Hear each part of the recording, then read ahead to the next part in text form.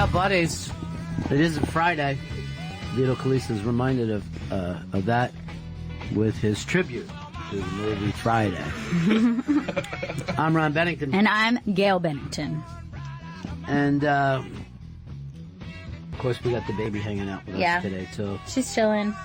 Yeah. Oh, she sees a cord that looks dangerous, so she's going to crawl right over to that. Sure. Yeah, I have a pile of Where'd you go? I have a pile of toys here, so totally natural to gravitate towards that.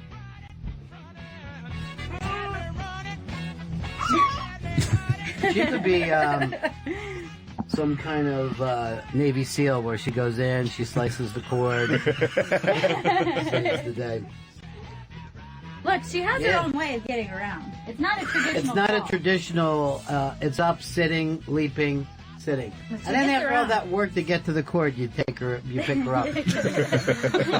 Depressing. Yesterday was her half-year birthday, which went so fast. And you think it's like a good thing or a sad thing? It's she just gets here in time for the last season of Game of Thrones. You know what I mean? She wouldn't be able to keep up. I don't think I have the ability to go back and watch previous seasons, so I'm just going to have to sum it up for her somehow. Yeah. We're going to find out who gets the chair this year. That's right. I haven't seen any of the episodes, but I will watch the last one. Well, you are going to love it. Yes. Text me with any questions. I'll catch you up. It's right up your alley because you love dragons, right? Love any movie with a dragon in it because it's real. Right.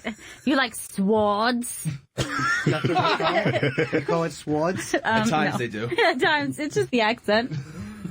Ice zombies. There's an army of ice zombies in the north. That part's not my favorite, so just ignore. I heard that they were nice zombies. No, they're actually not. They're ice, but they're mean. Chris Stanley is oddly a nerd. He is. Yeah. Nothing about him seems nerdy, and yet anything nerdy he gravitates to. He does. Although, he doesn't, looking at him, he's not outwardly nerdy. You wouldn't be like, oh, that guy's a real geek. He's fucking cool. Yeah, I mean, he's cool. That's the weird thing about it. Fuck. Maybe what makes him cool is that he embraces his nerd side when he needs to. Yeah. You know what I mean? He's like a guy with a fetish. He's not going to fucking be embarrassed about it. Right. You know? He sucks feet. So what? Big deal. Yeah, I love Star Trek. I like Star Wars. I love all fantasy novels I've read. There was a 12-book fantasy thing. Take your time with it. He's getting excited. There's a nerd opening. We're in his wheelhouse right now. Yeah. Called The Wheel of Time. I think that's going to Netflix. That's going to be great for everyone. What's the Wheel of Time about? It's about, all right, so men and women can both do magic, but men, if they try to do magic now, they go insane. And then there's a man born who can do magic again. And then that's the story of him versus a Dark Lord. Why would that be a fucking show? There's not enough plot there. A man is born who can do magic without going insane. That's with the Wheel of Time. Greenlight it. Sounds like Bird Box. It seems like it has nothing to do with the Wheel of Time. There should be a wheel that you spin it where it fucking lands. That's the year you have to go to. That I'd watch. Yes! To spin that wheel of time! As, the sci-fi I can accept. I get it. It's, how do humans last with this technology? It's worth talking about. Fantasy, there's just no fucking ground to stand on. I mean, you heard what you just described. Yeah. You got to be a moron to do that. That's interesting because there are two different types of nerds, right? Like a fantasy nerd versus a sci-fi nerd is very different. But I'm going to give this argument to you about a sci-fi nerd. Yeah. I think that they think it's real. I think that they believe it. Whereas a fantasy nerd is like, it's fantasy. Look, I go into my own little world. I play my games. I enjoy this cosplay aspect of it, but I don't think it's real life. But there's not enough fun to the cosplay aspect of it. You know what I mean? There's not enough there that you could go, oh, this is a world I would love to live in. Right. It's not enough to just be like, we are drinking mead and stuff. Right. Their end game is getting their pictures taken at a Comic-Con. That's like the top of a That's cosplayer. America's endgame. Like, what we are talking about is the majority of the country now. Oh, yeah. They dress up constantly. They're stupid. They like stupid things. And they're babies. Now, I have a foot in both camps about science fiction and fantasy. And I would say that fantasy is much worse. Oh, yes. Is much nerdier because science fiction is, some of it is the good stuff. It's like based on real concepts. And that's what I mean. That's something a nerd would say. Yeah. I mean, that's what I just said. Right. And that's why I'm like, yeah, I think that is nerdy. Sci-fi is nerdy. It's for the smart kid. An idiot can fucking enjoy a fantasy world because there's no logic, there's no thought to it. There's just a dragon who talks to you and then spins the wheel of time. Or like The Adventures of Lord Covenant. That was a good classic fantasy novel. That was about a man who had who was sick in the real life, then got knocked unconscious and had superpowers in another faraway land. That's called a fucking dream. Yeah, basically. Because you even said in real life when he was talking about the fantasy world. Now that we know, thanks to Chris, that there are two camps. Right. If you had to put Vito and Earl in a camp, which ones do they go in? Well, they're not sci-fi guys, neither one of them. They're too stupid to enjoy sci-fi. Rocket ships? That's not entirely true. It is entirely I true. love sci-fi. You don't. I draw a line. Boys in Outer Space. That was I like Star Trek. You like what? I love Star Trek. The original Star Trek. The original Star Trek. So you're old. How could you not like Star Trek Next Generation? You had Worf, basically a black guy, even though he's Klingon. Zoe LaForge, head engineer of the Star Trek Enterprise. Black, blind, but still black. Worf is a Okay, that Muppet. doesn't take away anyone's blackness. Blind, but still black. That's Shockingly. fucking Stevie Wonder. I mean, the way I see it, after Ray Charles and Stevie Wonder, I didn't even know black people could see until I was 14. And that, you know what? He can like white characters. I know, but he's very pro black He rock is. coalition. Yeah, he is. No, but the thing is, at least there's a logic to sci-fi that you're forced. You know what I mean? Like this couldn't happen without this scientific. And there is cheating. You know, when they get a crystal that'll fucking, get you across the universe. They're just, that's a little bit fantasy. But with fantasy, there's nothing. You could just, I found the hexing hat and get out of the fucking problem. I would say Vito is fantasy because he looks like a guy who would be at like one of those Renaissance festivals who was carrying an axe around. See, Yeah, he does. He looks like he would live under a fucking bridge and then stop goats from going over it. I don't That's like fantasy at all, but fucking throw me a Renaissance fair, and that sounds delightful. Well, that is, a Renaissance fair is just fantasy without any of the fucking fun. I like medieval fair. I will say, like, I mean, they talk about dragons and stuff Yeah. there. Let Yeah. me tell you something. Try living in medieval times. None of these fuckers camp. Yet they act like, oh, how I wish I lived in that muddy, dirty, fucking German-fested time. Sleeping fucking 2 feet away from where they just took a dump. None of them. This is what I would say if I was the fucking mayor of a town. Oh, you want to have a fantasy festival? Everyone has to fucking sleep outside then. Methinks it was the greatest time of all. Everything gets treated with leeches.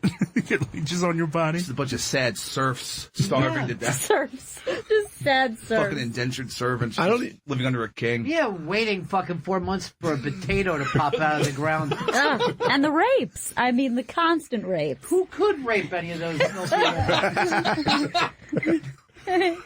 I don't think medieval times does the big, like all the old style food anymore. I went there a few years ago, and it was like a regular meal. Like it wasn't the typical just you get a chicken wing and a beer. Well, even when it was, further, it was never a chicken wing.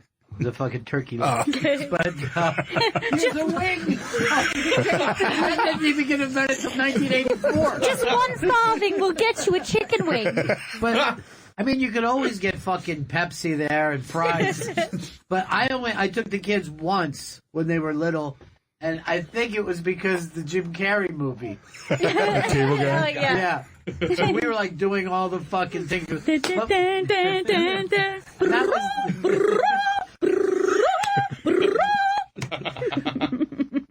And then at one point we even did Silence of Love. But that was the only reason we went there. And we had to really keep our fucking spirits up. I mean, we had to really work to make it a fun day. If we even relax for a second, we're like, what are we doing?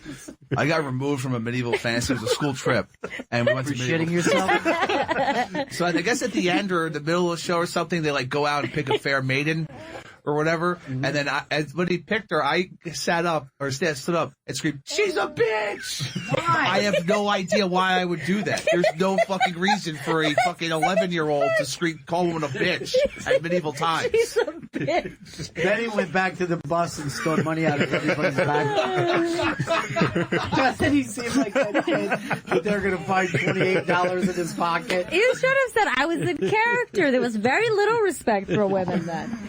Yeah, basically none. Even the fathers were fucking giving their daughters away for Oh, yeah. tract of land. And the royalty was awful too. They slept in a room full of their own shit, like a bucket of shit. Yes. And they were banging their cousins. They were constant incest. Yes, so why do people love know. this time? No, the incest, The right, people Chris? who actually live there hate it. Yeah. It was Hated terrible. life. They live to be like 19 and older. Yeah, someone in their 30s was like elderly. Right. There is, but oddly, sci-fi doesn't have a huge amount of optimism either. Like, there's always something going wrong with the technology and, Yeah. you know, governments Something's turning are- against us. A lot of being- dystopia. A lot of dystopian sci-fi. Like we fucked ourselves. way more dystopian than utopian. Like, you'll never see a fucking sci-fi movie where everything's great and stays great. And yeah, if everything's great, that means something terrible's happening. Look how in Demolition Man they acted like it was terrible to live in a nice, Clean. sweet, fun, safe place. Dennis Leary was not happy with that future. Yeah, he played the part of Dennis Leary. Well, all restaurants were Taco Bell. That was a little weird. Well, you know, these fucking fast food places, their combination up. They won the franchise wars, according to the film. Well, Yeah. they got it wrong because now there's Taco Bell Cantina where you could go have a nice drink. I literally was at the cellar and people are going, you coming to the Taco Bell Cantina for after party? No. It was a certain legend's birthday, and I found it very off-putting. Here. Yeah. Of all the places. Yeah. I've passed them. I can't go in. Like, I look at them, and I just don't see the appeal of just having a Corona at a Taco Bell. About a margarita. Now you're talking. See, I think a great waiter. Upsells. Yeah. Can I talk you into a margarita special? Yes. I love anytime a waiter will be like, "Can I tempt you with any sweet treats?" I actually, that whole thing of, hi, I'm Gerald. You know what I mean? I've said to fucking waiters before, I'm not here for a friend. I've got serious problems that only alcohol can dull. Do you like when a waiter will kneel down to speak to you? It's like I'm a baby. Hey, you guys been here before? You need me to explain the menu? What's wrong with the menu? Why isn't it just self-explanatory? Should I leave then? What is this hamburger? Item number 3. Now, is that a ham? When me and Chris were in Montreal, we had to get lunch or something together one day, and I remember the waiter, It's Chris and I.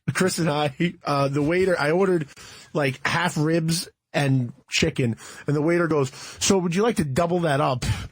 And I just don't understand why a waiter, I don't want to just pay double for what I ordered, and I don't want double the food. Sure, you're not twice as hungry as you said you were. Like, that's a ridiculous attempt at an upsell. You can say, "Would you like to add a side?" But you think you want to just double your order. Come on, And fatty. you'll have 2 of those. Fill up. So funny that you're like, I'll have the half ribs. How about the whole? If I say half, I'm aware that there's a hole. A full rack of ribs and an entire chicken. All because they know how to say no to this guy. For free? Oh, no. No, you're paying twice the amount. It's actually a little extra. You're like, no, I eat most of Chris's food. Sir, I saw your size, and I think maybe you should have 2. That won't be enough. I've had a waiter say that to me too. Like, the portions aren't that big, so you might want to get a large. But and now how do you deal with that? I just get the large. I mean, why not? I'm going to trust the guy's seen portion sizes. But he knows nothing of you. He can take a pretty good look at me and figure out I'm going to want a bigger portion size. That is strange. It's like someone makes a comment like that, and you're like, I know what you're doing. Yeah. Like, you must just be like, I know why you've said this. You know, you ever see when the guys out in Times Square, when you're walking around, they always go, hey, big guy, hey, big guy. Uh-huh. Oh, yeah. Hurt Fez's feelings 100% of the time. And he would come back, well, just had a half a homeless man insult me. And I'm like, they literally call everyone big guy. It's not as personal. They're not weighing you in before they say that. Although I will say this, you know what Jack gets a lot? What's that? Hey, Hollywood. I like that. Hollywood. That shit cracks me up. I've gotten Tony Soprano more than once. So I understand where he's coming from. Hey, Hollywood. If you're done shooting your movie, how about buying my fucking DVD? That really has nothing on it anyway. Dude, remember that time when, Vito, you were on the plane and I was sitting next to her, the flight attendant comes up and says, would you like a seatbelt extender? My seatbelt was buckled. It wasn't even it wasn't like loosened all the way. There was some tightening on it. And she came up to me right before the flight and said, "Are you comfortable? Would you like a seatbelt extender?" And do you know, for me, I honestly just burst into laughter, like laughing and pointing in his face. She's saying, you're so fat. You're too fat for a seatbelt. Would you like to purchase another seat? Holy shit. I just stared at it with my mouth open and went, "No, I'm fine." Would you like to get off the plane? There's a cargo plane that leaves at midnight. I almost wanted to ask. sorry. I almost wanted to say, ask that other fat guy if he wants a seatbelt extender. She never asked me. That was fine. I guess I know who's fatter. You were already passed out by that point. It was the saddest brag ever. As Chris was like, notice that no one told me I needed an extra seatbelt. It's like, yeah, I normally wouldn't brag about that, Chris. Chris is the worst traveler because he's always late. Like, I don't even let him do anything with my ticketing. Because he's like, yeah, we're leaving at 4:45 a.m. Bro, I'm done with that with yeah. him. I told him after the last trip, I'm never leaving with you if you're going to leave that early. I'm never doing it. How many miserable mornings have we had, Vito, with him? The ginger ale incident. Now, last year at Moon Tower, the entire festival had to leave first thing in the morning. Like it was the only flight? Yes, but it didn't matter whether you were going to New York or L.A. or Chicago. Every flight. Like, they stopped flying after 6:15. And, you know, you're doing shows till 1, 2 o'clock in the morning. And then when people are like, you want to just stay up? No. I want to get an hour and a half at least. And, man, I just came home, and it was the most gnarled up fucking flight. Just everybody on the flight was in a... On that flight, you were listening to a podcast, and on the podcast, an alarm went off, and Gail woke up from a sleep while the alarm was on and started swinging and going, "What's going on right now?" It was in my earbuds. Why are you listening to a podcast on a plane? I believe it was a serial podcast. Yeah, you saved them up for the flight. And Yes, who doesn't want to hear it about murder when you're up in the air? I saw a thing for, is it Dateline? Is that the name of it? Yeah. And they announce some fucking horrible, you know, man kills everybody in his family thing. And then they're like, on a special 2-hour day. Like, you want to watch a guy kill his wife for 2 fucking hours? I never want to see one of those shows. Never one. There's nothing but fucking someone killed someone else stuff out. Well, You're they not a murderino. I don't want to hear this sister fucking complaining about how much she hates the man who murdered her sister and he's walking free. It's too much. It's too sad. I'm too sensitive for this. They rebranded Oxygen. The Oxygen channel is now all about murder shows, and they changed the logo to police tape. You should just call it No Oxygen. Okay. That's not good. Oh, we fucked up. You can't even touch this fucking thing. I don't know how any of those fucking... Here's what happens with those kind of networks. They have the slightest success, and they just leave that show on around the... True TV was supposed to be, reality TV. It's fucking 24 hours a day, Sal Vulcano. Yeah. The show worked. Instead of going, hey, how do we build upon this? Nope. We're fucking just going back and doing what worked one time. The E-Entertainment used to be entertainment news, 24 hours. Now it's just the Kardashians. By the way, speaking of Sal, I'm sure that everybody gets this, but he and I follow each other on Instagram. Yeah. And so now I get all these messages from what looks like 12 to 14-year-olds that say, hey, are you friends with Sal? Can you ask him to follow me? And I have a private account, so none of them pop up, but I just found this folder of people I don't know trying to message me. And it's like so many. It's ridiculous. Why don't you just start and say, hey, Sal, can you follow this kid? He's really cool. He's so cool. I'm going to send him each one. Kids love that show, huh? They love it. Yeah. My little cousins are crazy about it. Crazy. And then you just drop, like, I know Sal. And it's Oh, like, yeah. It's like, it blew their mind. Blew their mind. Oh, she just sucked her thumb. She doesn't always do that. Isn't that cute? It's adorable. Mm-hmm. She actually grinds on it because that little teething, huh? Yeah. That's got to be the worst. Yeah. And you want to know the part that really sucks? I heard that it's not just like sharp pain. It's that your gums itch as they're changing. Yeah. It's just like fiery, itchy gums. Yeah, that's why she'll chew on anything that she can. Just to scratch it. She's actually thinks of chewing as scratching. Oh, bud. Okay. I still have 2 baby teeth. They're your front teeth. Just the 2 front tiny teeth. Well, when they come out, I'm giving you a shiny quarter. How much did you used to get for a tooth? I think I got like up to $5 at one point. That's nice. But towards the end, one time I tried to leave a gift request to the Tooth Fairy. Chris used to get scratch offs.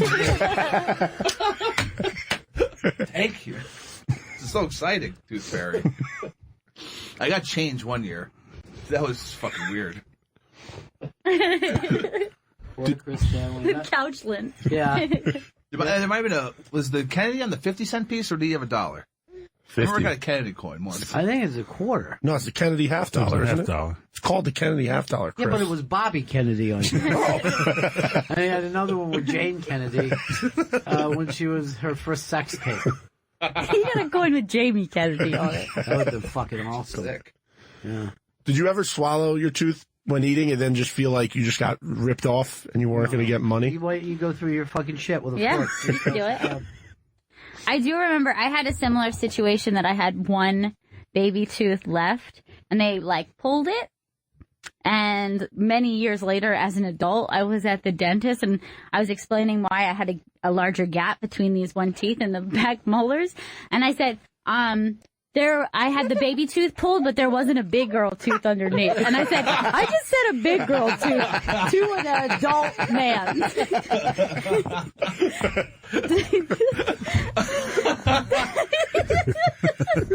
That is so fucking humiliating.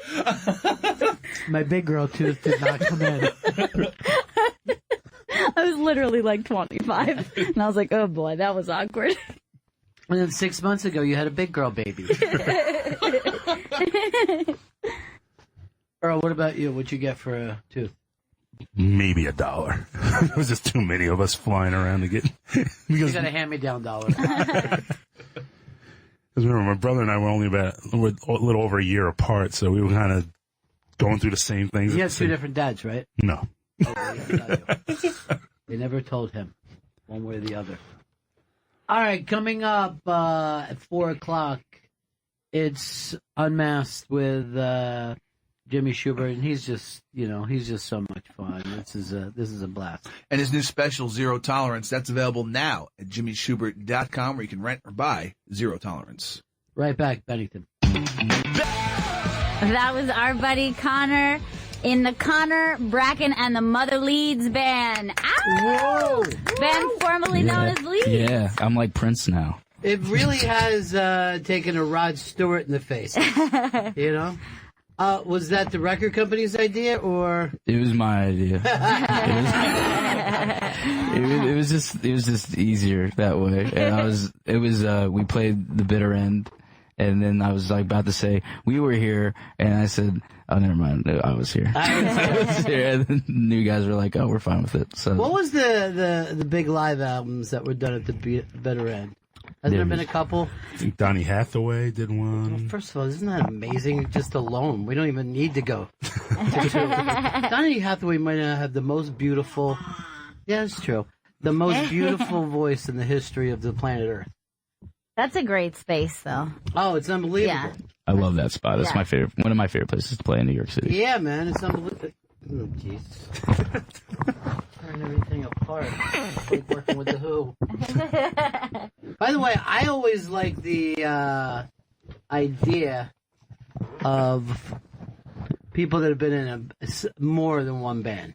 You know what I mean? Like, I always think like Clapton had a more interesting career Yeah. than a lot of other people. And it's crazy because if somebody is in one great band, that's already crazy enough. And now on top of that, you're like in the second, like you do it twice? Like that's a rare thing. Yes, something. It's like catching two gigantic waves. I always like the idea that Paul McCartney got out of the shitty Beatles and then. Do you think it was like a giant relief for him though, just to go, okay? Thank God. I'm doing my own thing. Yeah, I don't have John making fun of me. All you want is this. You just want to take the microphone. You're very. Connor was just saying, what a good baby. Don't embarrass me, Juju. Oh my God, she's got the lighter. By the way, that was the new song "Read on You," and it's Connor Bracken and the Mother Leeds Band, and it's available on Spotify and iTunes. Cool. All the good ones. So is this the single, and then you? This is the single, yeah. and there's a whole lot that we have recorded, and we're gonna be putting out a lot of other singles before the album comes out. Because we realize if you release a whole album, then that's about it. And then you have to make another one. But we have a lot of other stuff. We might have a couple. My lot of generation just like singles, you know. Yeah. I'm not from the album years. I was also told by a record company guy that don't just release the whole thing. We have a whole thing, and we make it as a whole thing. But turns out you can't really sell it if you give it all away. That's weird. I know, right? Concept. Yeah. Look at her sitting in the chair like she's doing radio. She thinks she's in the Mother Leeds Band. Oh, She can be.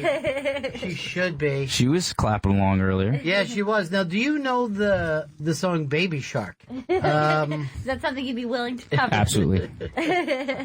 Already in the arsenal.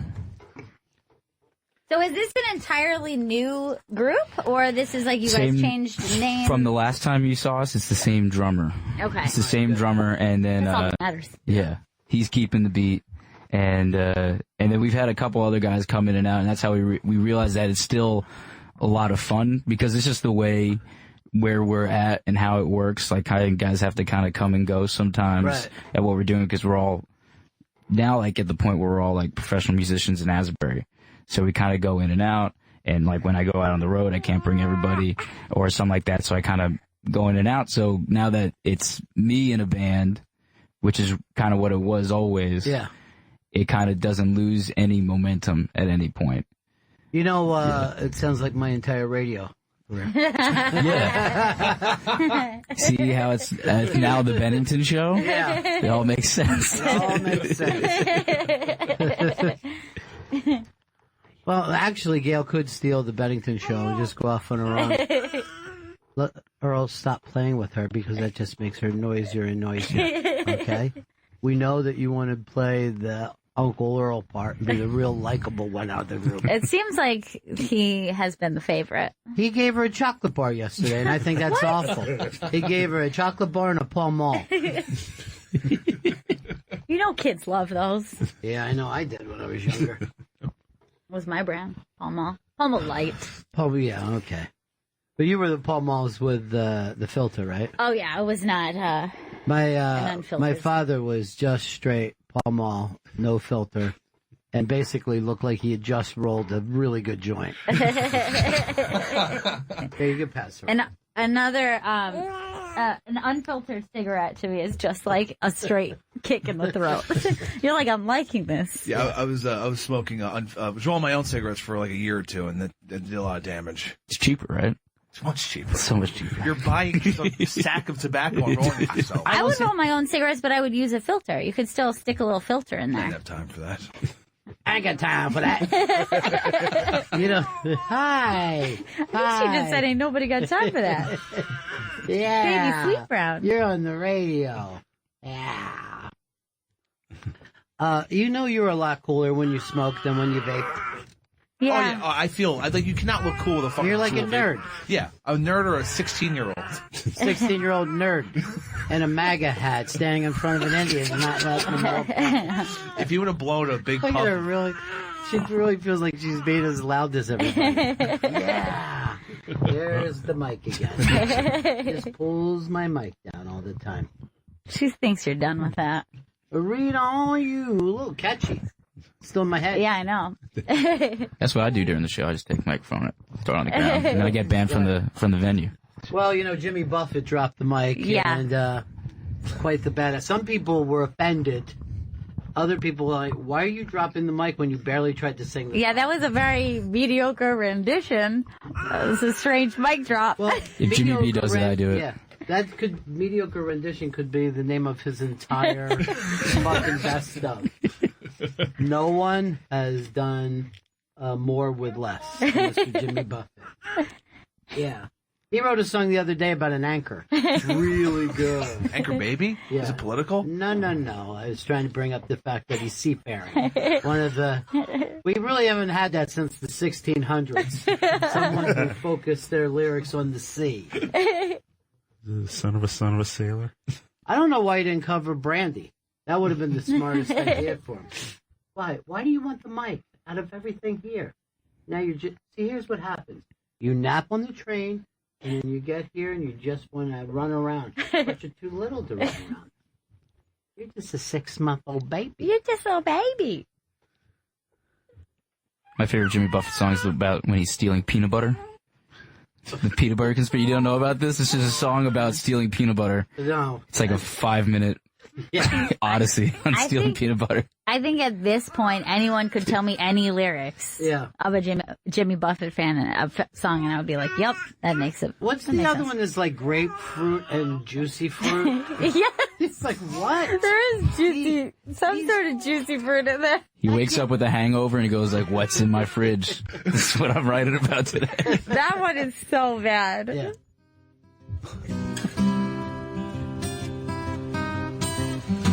And they stand in line for this.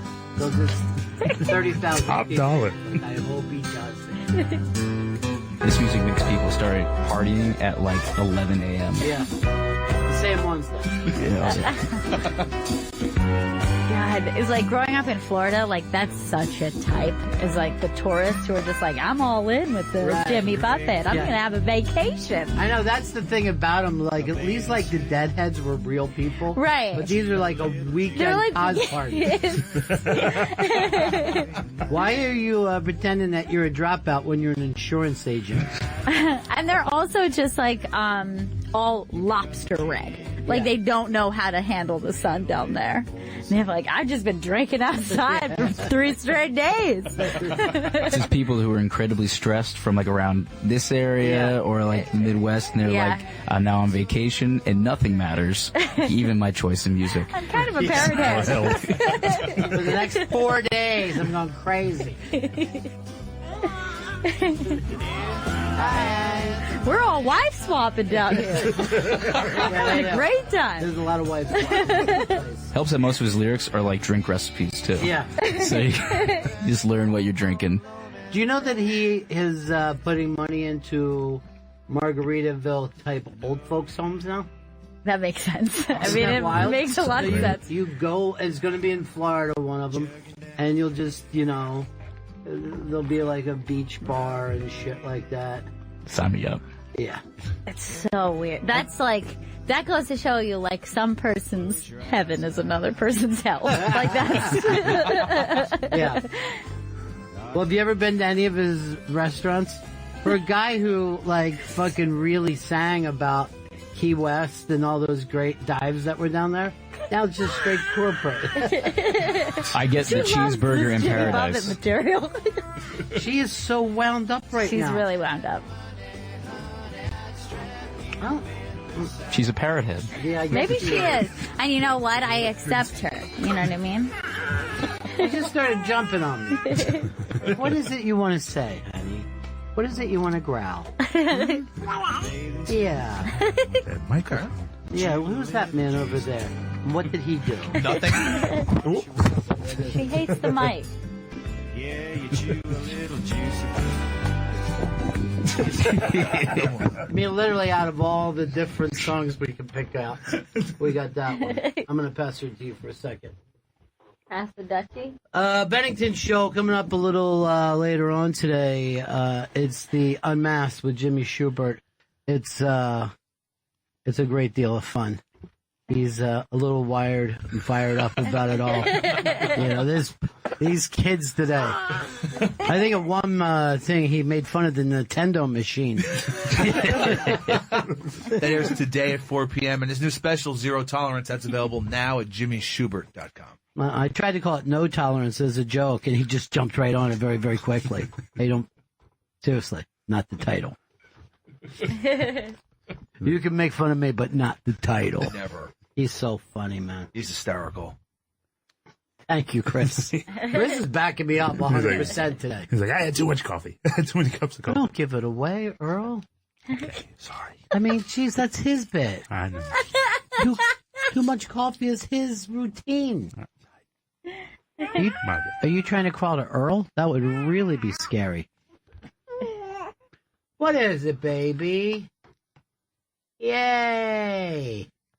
I had a little grapefruit and chased it with some juicy fruit. Then I ate an old booze. Oh, she is so fun. She has a sweet pea look on her face today. She does, yeah. She's kind of, that's like her signature look. Yeah, little crooked smile. I don't trust her. She's up to something. Actually, I think I pulled my thumb out when she was wrestling around there. I believe it. Very strong. She beats the shit out of me all day. That's elder abuse, what you're doing. Straight elder abuse. You're gonna sit here and you're gonna be you're when you're talk now and there's no fooling around. Oh, I really did scare her. Yeah, take the mic. That's yours. That's the only thing that... Now, through the mic on the ground. If you're going to treat me like this is what I'm going to do to your job. She's happy. Once the mic is on the floor, she's just... Yeah, sure, Yeah. her work is done. Connor, do you think that you're going to have a little rock baby yourself? I think it's inevitable at this point. Look, Probably. Johnny's checking her out. Stay away from him. He's got a reputation in this place. That's not the kind of young man you should spend your time with. Actually, he seems like he's cooled it down a lot. Yeah. He used to be the cat of this place. And now, you know what I mean? He's like the old dog in the corner. Doesn't want to deal with anything anymore. How about you, Earl? You think it's too late for you to have a little baby? No, not at all. Oh, here, back there. No, not at all. Aw. If I have a kid, it's going to be throwing microphones on the floor. Yeah, that's how we brought her up.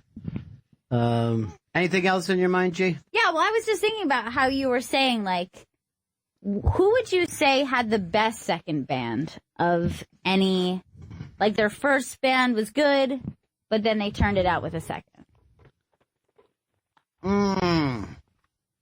I kind of feel like when your second band is Bad Company.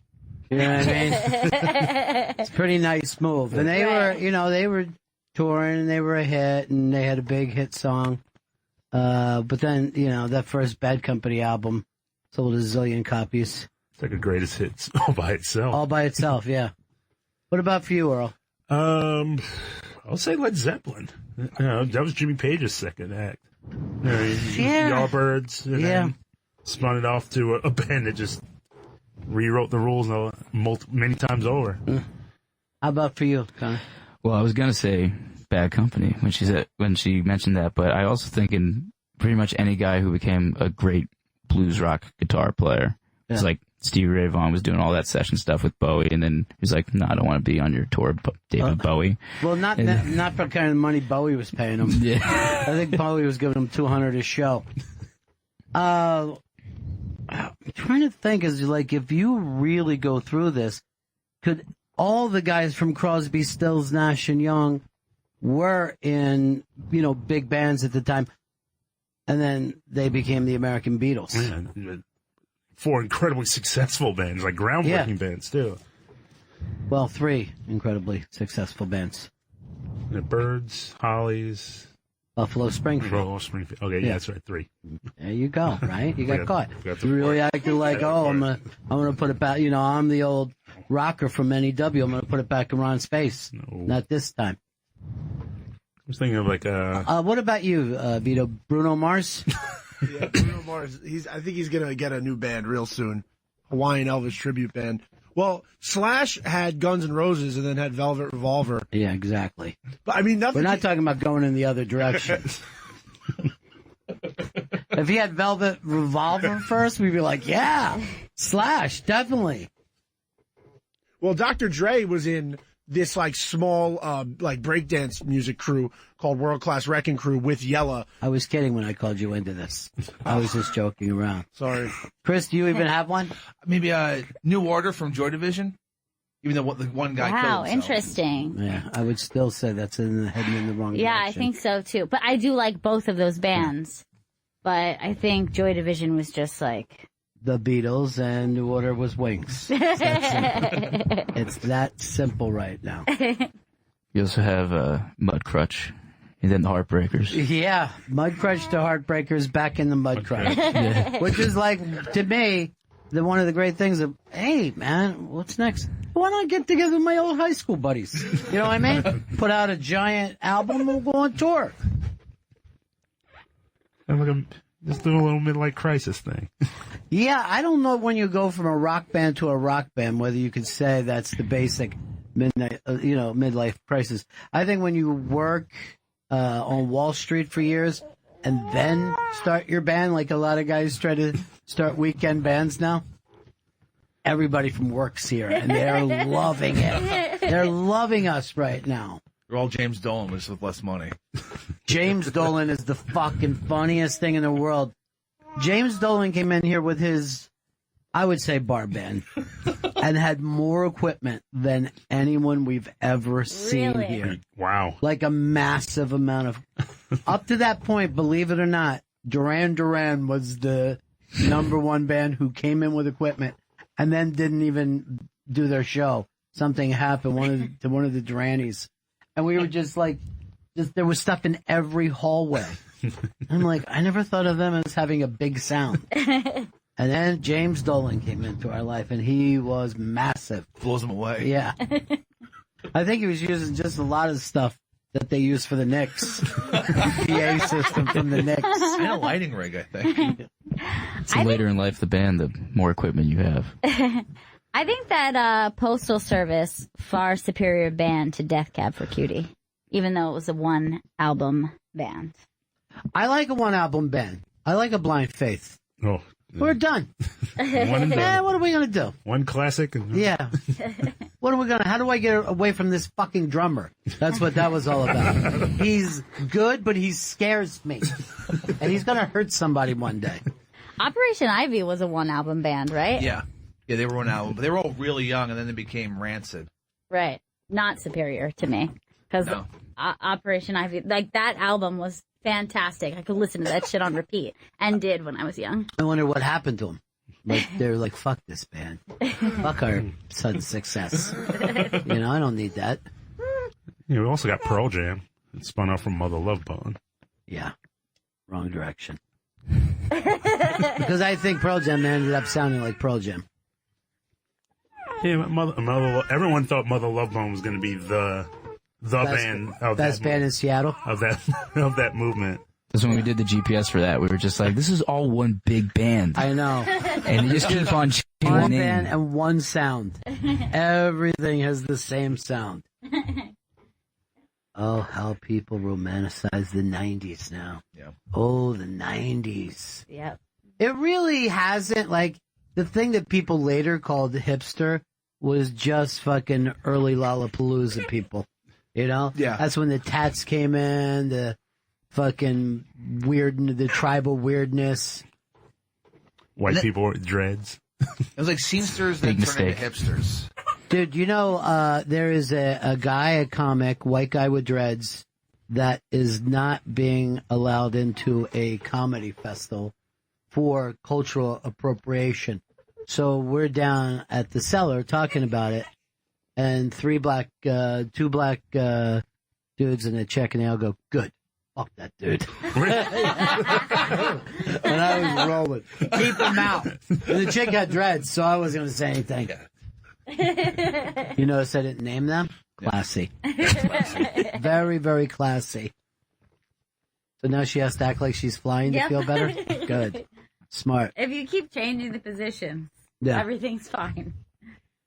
It is the Bennington show coming up a little bit. Jimmy Schubert and Connor's here with us. Congratulations. Thank you so on much, the- man. Thank you so much for playing the record. Of course, always.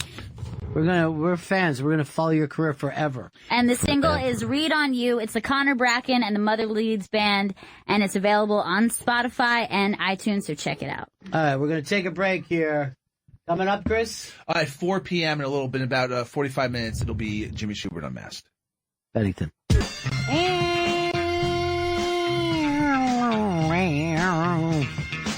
Yeah, buddies, it's the Bennington show. First weekend in about half a year we don't have football. And no, I don't include the Pro Bowl. I don't watch it. And I can't be friends with people who do watch it. I don't really get it. It's just everyone who's not in the Super Bowl has it's like field day, pretty much. It is like field day. It's like a fun day. It's like a celebration. And, you know, they get that from basketball and baseball, which are fun games that you could just go out and play and enjoy yourself.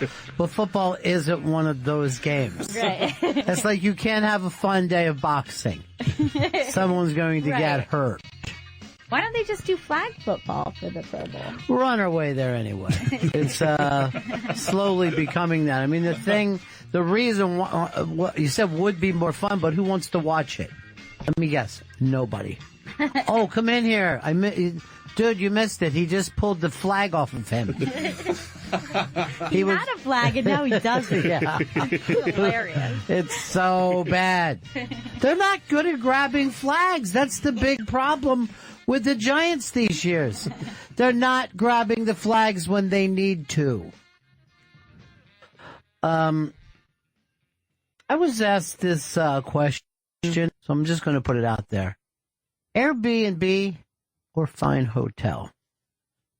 Which would you prefer first? I never thought I would say this years ago, but I think I prefer an Airbnb stay to a hotel stay now.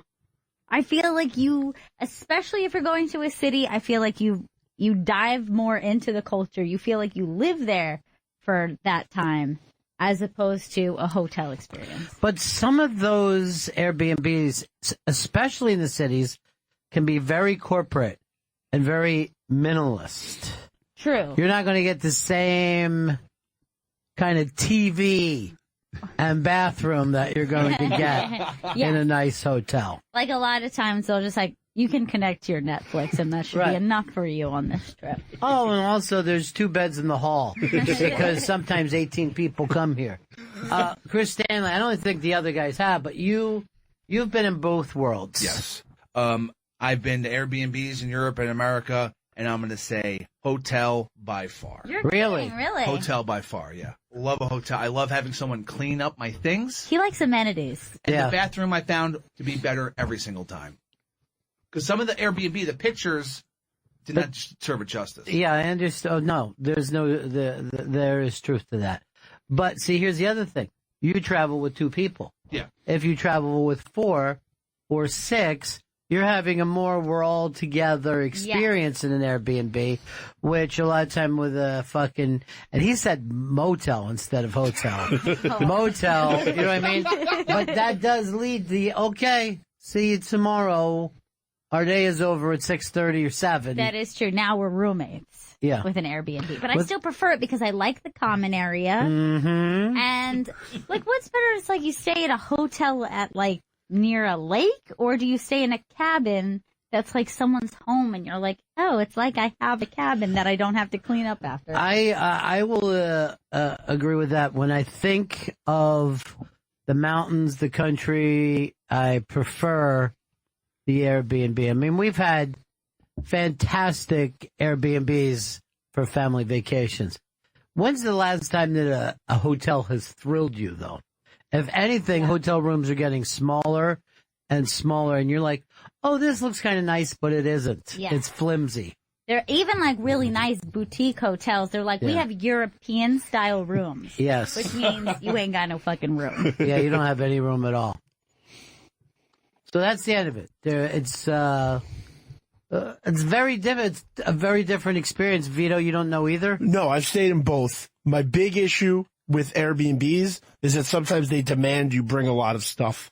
Like you have to bring your own towels. I've been to one where they demanded you bring your own toilet paper. I've never been in these cheap These are fucking gross. I went away 6 months ago with some friends to a lake house, and they said we all had to bring cartons of paper towels, But let me tell you, if it was your lake house, you would be doing that.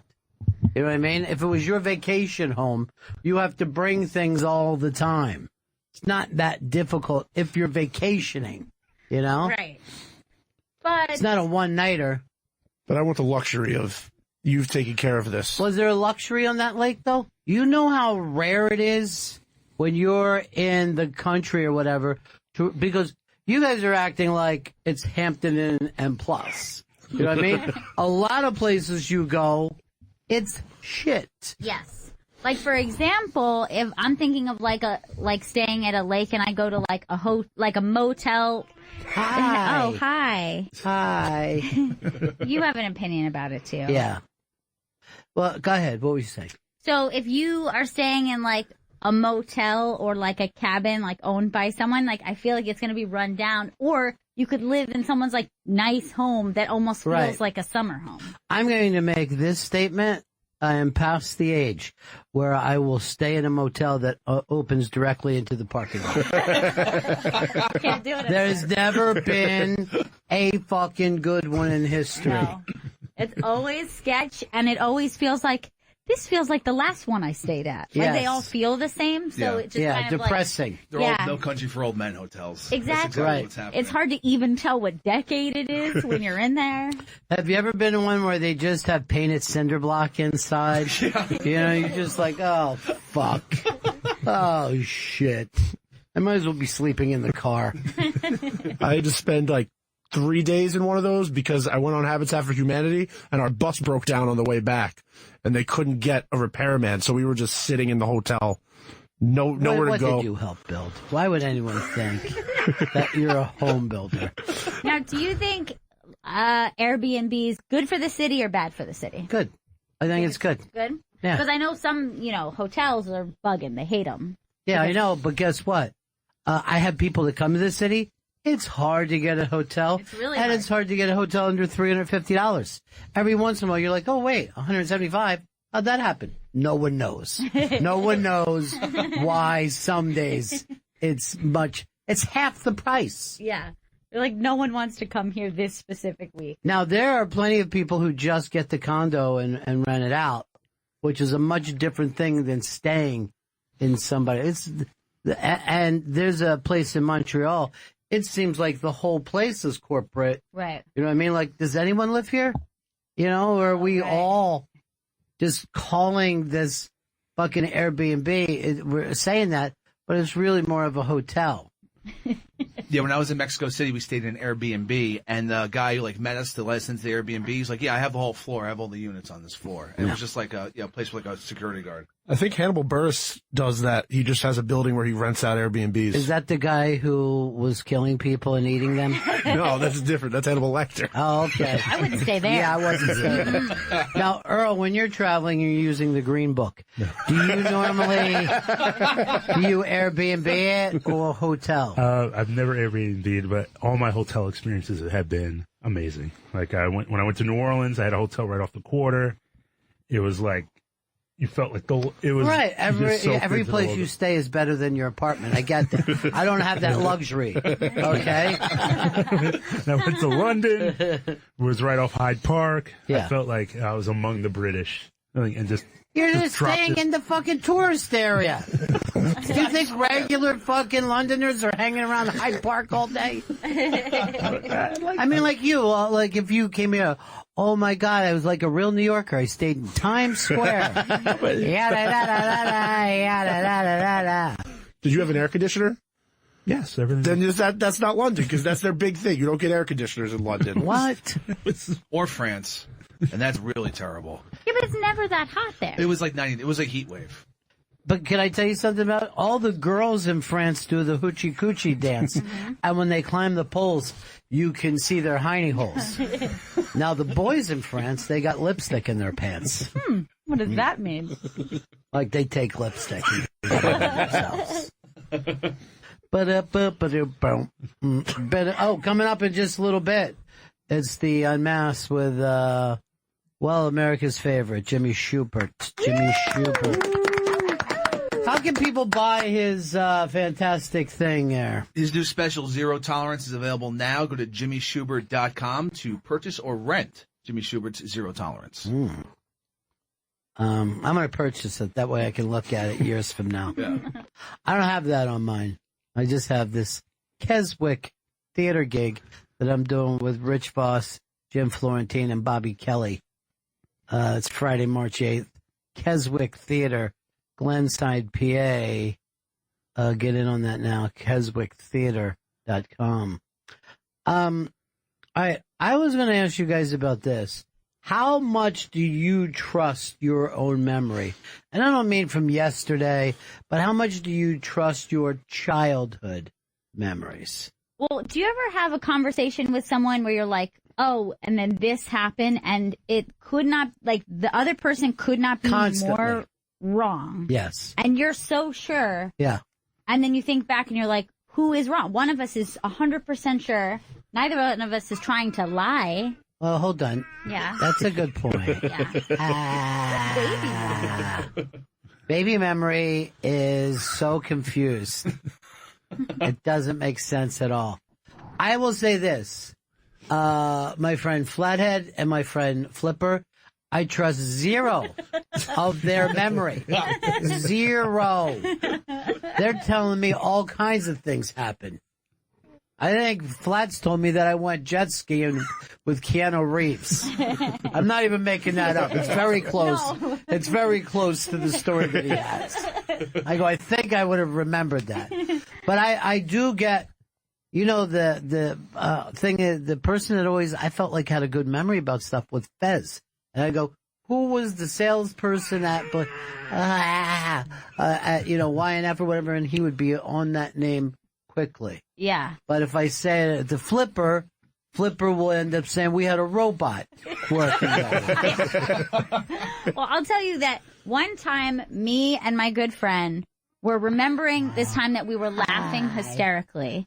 And one of us had made a joke and said something that we both laughed at. And now we both remember it, that we were the ones who said the joke. but we're both 100% sure of it. It's like, no, I said the joke and then we fell out laughing. But because maybe we were in like psychotic laughter, like nonstop, that like, am I wrong? Did I say the joke or did I not say the joke? But I believe that I did. That kind of stuff makes you mad because you want to like Google it, but you can't. It's sad that you would even say that. That's a baby millennial problem. Yeah. That is sad that you think that you could or would want to Google your memory instead of having a stronger perception. But in a weird way, we kind of do. I do that now with my text messages. Have you ever like used a keyword in your message search, and now you're pulling up something that would have just been gone forever? That conversation would be gone. But you're like, I kind of remember we were talking about this place, and then you pull it up. Also now the cloud, it associate all your pictures taken. You can go back to a specific day. Like, when did we do this? I knew we took a picture of that. Then you find the date. That's terrible. Yeah, that's something I didn't even ask for. Also, now Google Maps tracks everywhere you go, and they sent me an email at the beginning of the year. This is everywhere you went in the year. This is where we tracked you every day on GPS. Why don't they know that we don't want that? And we think of it as terrible.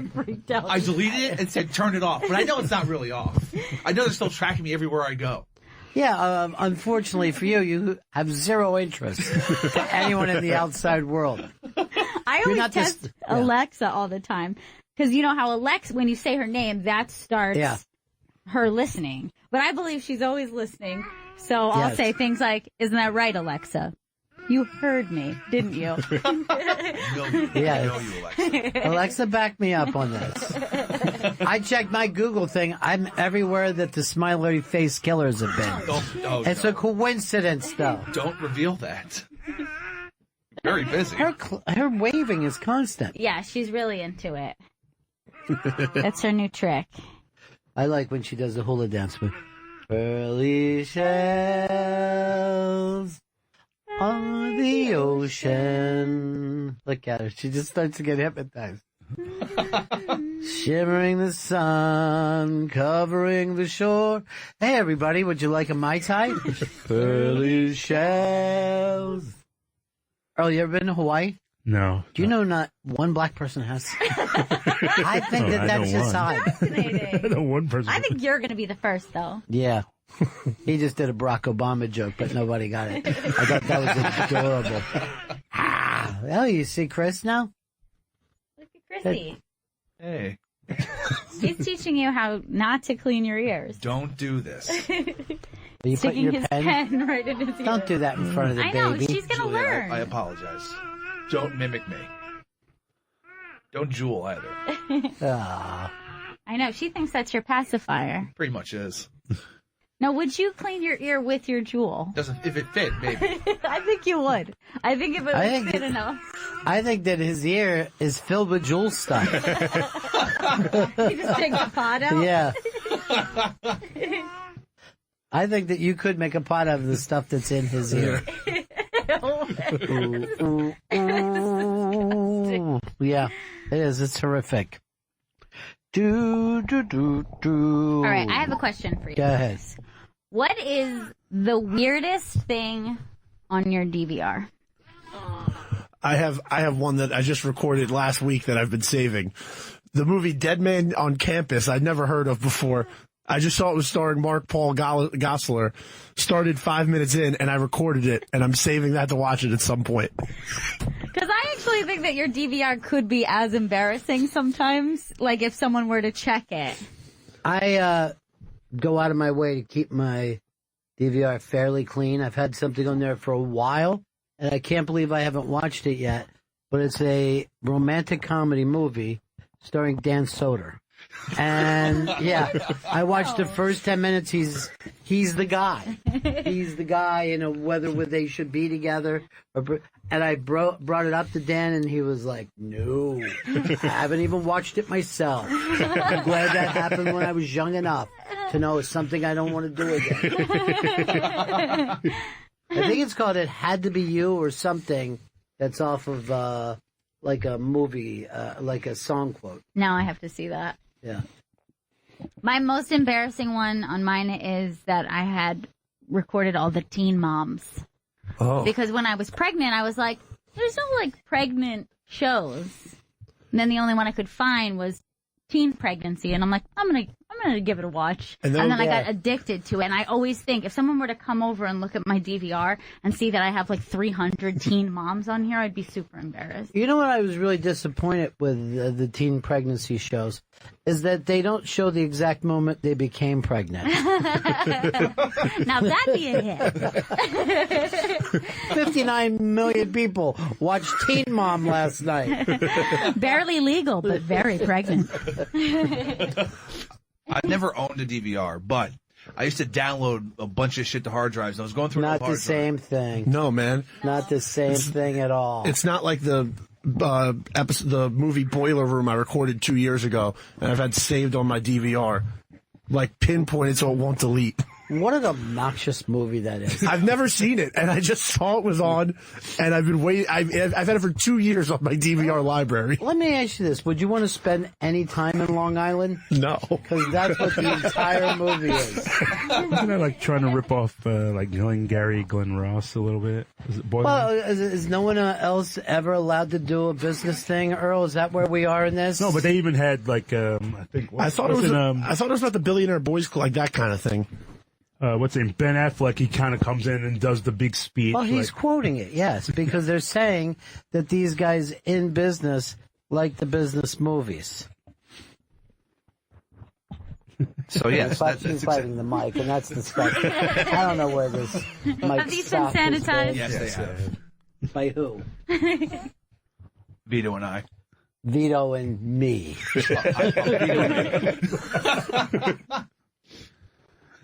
But in my old hard drives, I found I had, for some reason, downloaded every single season of Degrassi, even the fucking seasons they don't air Disgusting. anymore. Yeah, it's awful.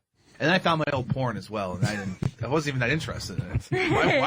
Why You mean starring you? I'd like to take a gander at that. That was awful the way Earl just reacted to that. I can't be on screen making love, Earl? It's from years ago. Feel like making. It's to that song. Yeah. How'd you know? The name of his porn is Bad Company. I used to keep DVRs of baseball games I went to go back later and see if I saw myself on TV. Well, I can see that. That's not so embarrassing. I never had good seats, though, so I don't know why I'd be on TV. But you might want to see something that you missed at the game when you were spending 2 hours getting different treats for yourself. I mean, you have to try all the different sausages. You know, I feel like one or two sausages. You gotta- max. Really? Who? Look at her, she scratches right. Yeah. Where were you going? You just tried to leave me.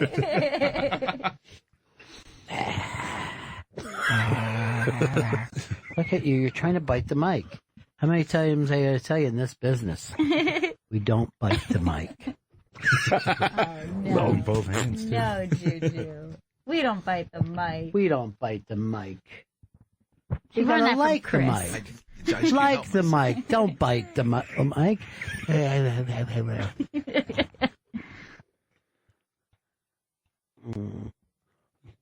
Yeah. You might follow me to record all those not really good Bronson movies, like those mid to late 80s Bronson movies that they were done like really cheap. You mean Charlie Bronson? Yeah, Charles Bronson. Like 10 to Midnight. And I like that he just throws out Bronson to a bunch of young people. Charles Bronson. Yeah, but, like all the post, like, Isn't he it was like Death Wish 4 and 5. All right, Earl. It's just you're making her crazy. All right. It's sort of not the Bronson. Okay. All right. Jeez. Something about Earl just brought out the tiger in me.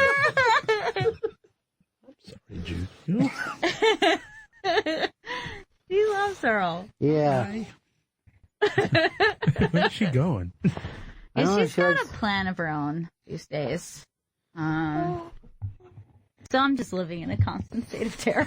She's like it. I'm just afraid she's going to die wherever she is. Sometimes she tries to push off my chest, but it's like staring at a plane, Earl. More like a little super baby.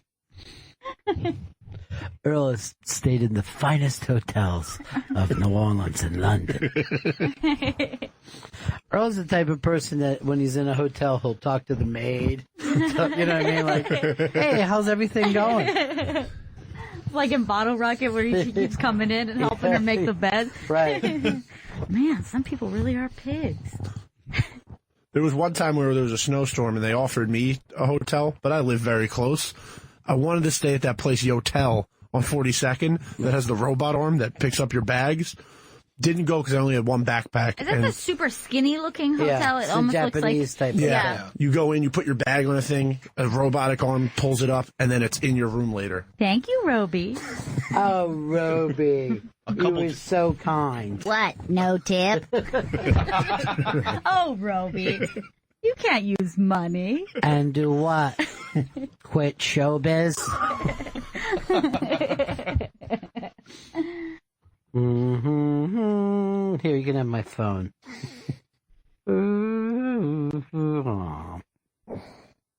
A couple just killed themselves in the hotel. What kind of smoke is this? I didn't think hotel would come up. God. But then they left the note for the cleaning lady, like, sorry, we killed ourselves. Here's $60. What? Yeah, they were trying to, I guess, Let's be honest. This sounds like the smiley face killer. And they weren't you and drowning. Vito are going to pick that over an Airbnb? Exactly. Vito doesn't get paper towels like he normally gets in a hotel. On the advanced search options, you can just say no murders ever occurred there. Do you put Craigslist and Airbnb as the same thing? No. No. Not even close. No, Craigslist is fucking sketchy. I don't want to also be able to, like, pick up a hooker and a trombone. Yeah. Also. Like, All no. in one? I put Craigslist the same place I'd put a whorehouse. It's no different. See, well, let's go with the mic. Remember when everyone was killing those Craigslist hookers in Long Island? Oh, yeah. Yeah. Debbie Downer, Murderino. You know, 2 people were killed at the hotel. He just says it. He just says, all right, there she goes, upside down. That's going to make the blood go to your head. You pretty little nut. Where's Pop's pretty nut? You're a crazy girl.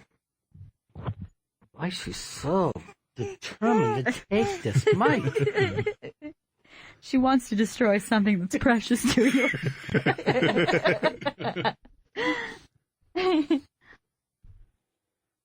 You know what she'd like to hear right now? Baby Shark. Yeah. Baby Shark will calm her down. That chills all babies out. Yeah. Right now, she doesn't even know it's coming.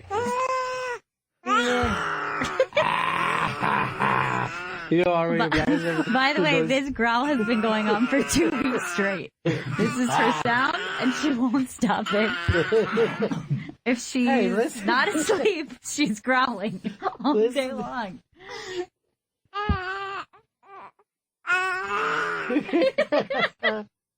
What's taking so long, Chris? You don't know how to produce? I do. There was a hiccup here. Don't worry. We're going to calm you down. We're going to calm you down. Yeah. There's no topics we can go to right now. There's no topics we can go to because you're growling.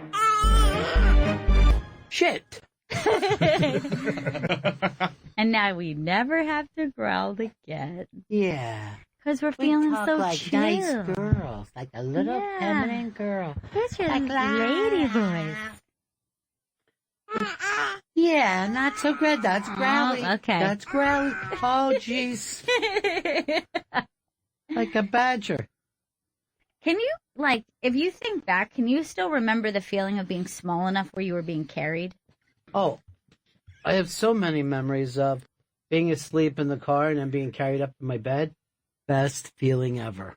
Yeah, it like feeling like being picked up off the couch or something, just dead weight, and you're like, someone's taking me to bed. Perfect. Also, I can remember being so little that when my father smacked my ass, he turned me upside down. So I was like the hanging man hanging, and then he smacked me from there. So it was more of a full embarrassment. As much as he, yeah. It was more than any physical pain. It was like, oh shit, I got nothing I'm bringing to this fight. I mean, when you were a kid, you were still the time when, like, your neighbor would hit you, right? No, fucking kill my neighbor. No, that was more like my grandparents. Right. But Could you imagine just finding out, just like, oh, you should have been acting up? but I mean, now that I think of it, I was where the teachers would hit you. The Right. teacher would slap you or hit you with a board on the ass. I cannot imagine. No parent would tolerate that now.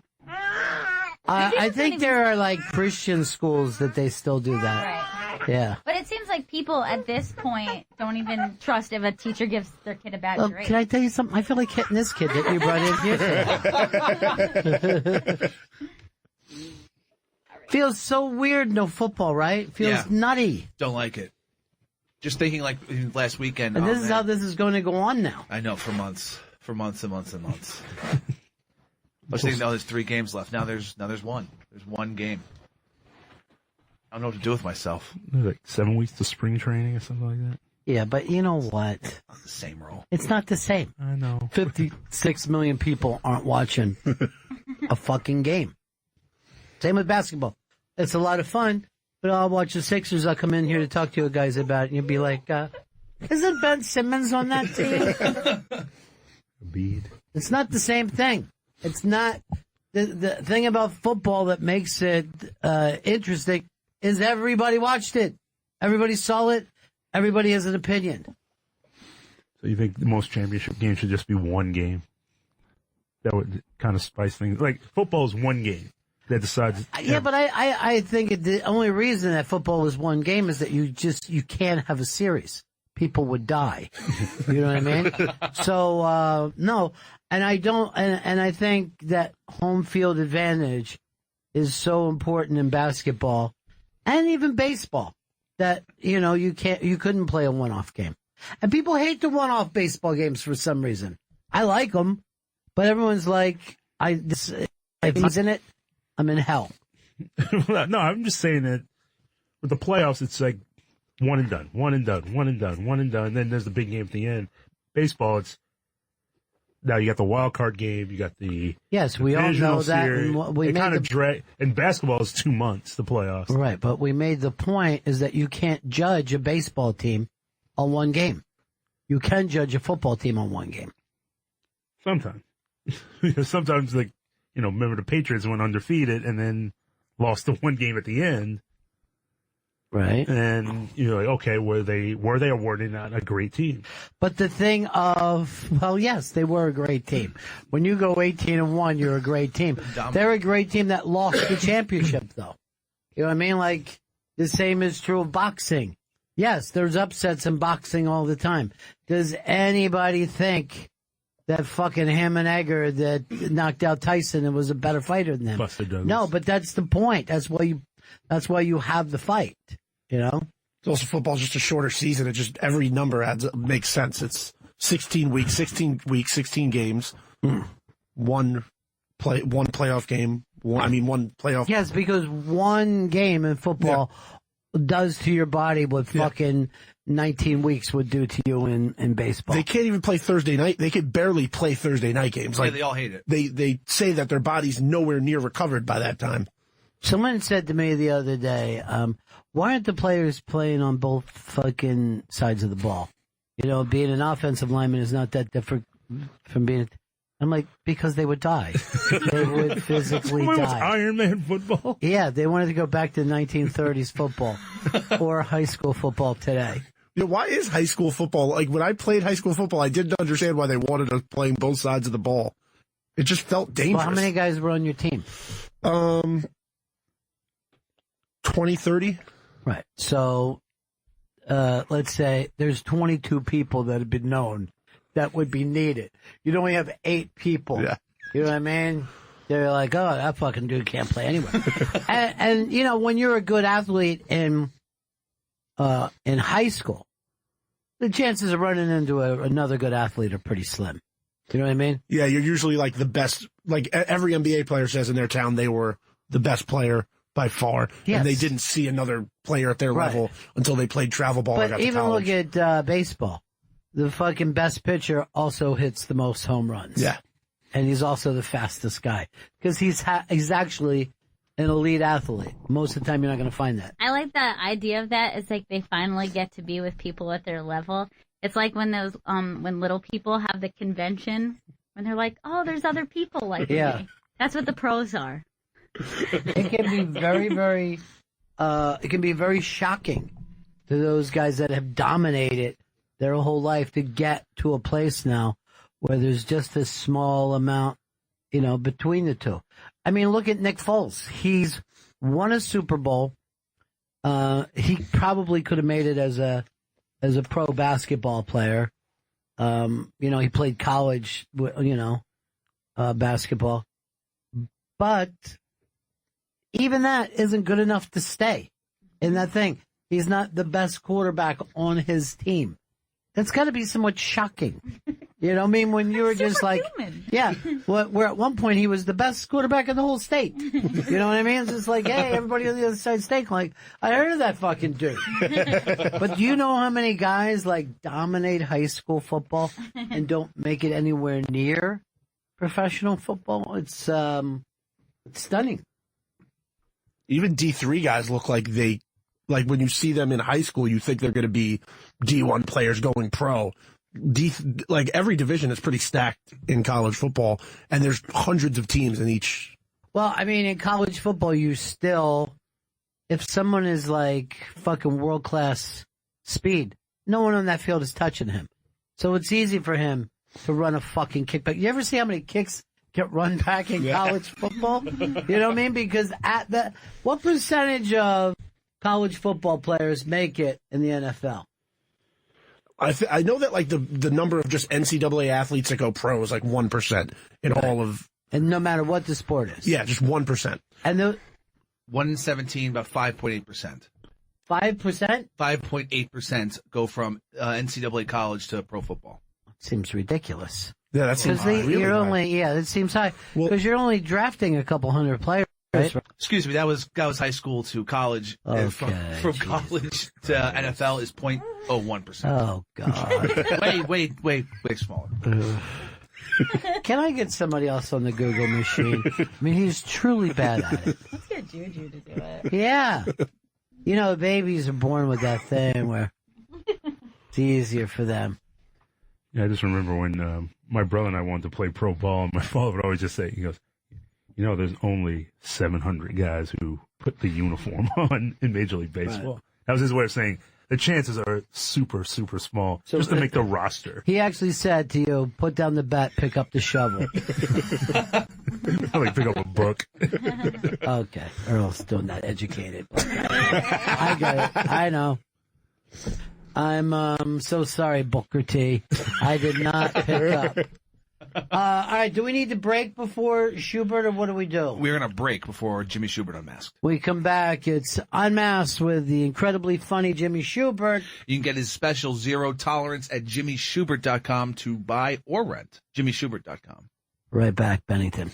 Faction Talk 103, it's the Bennington Show.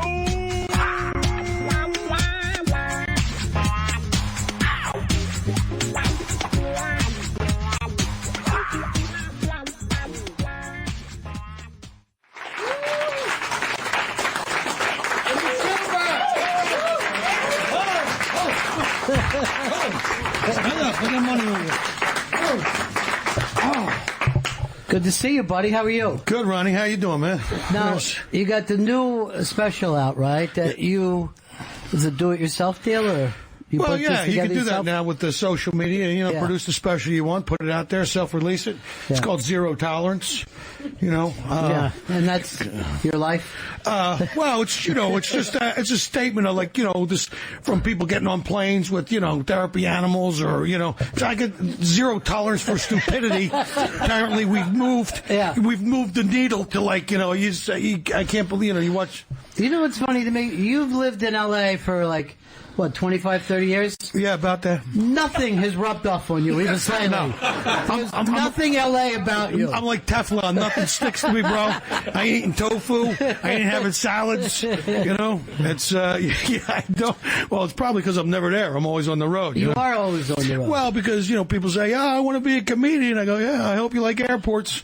Yeah. Because that's So I was at the Improv or something with some kids. Oh, you're a road comedian.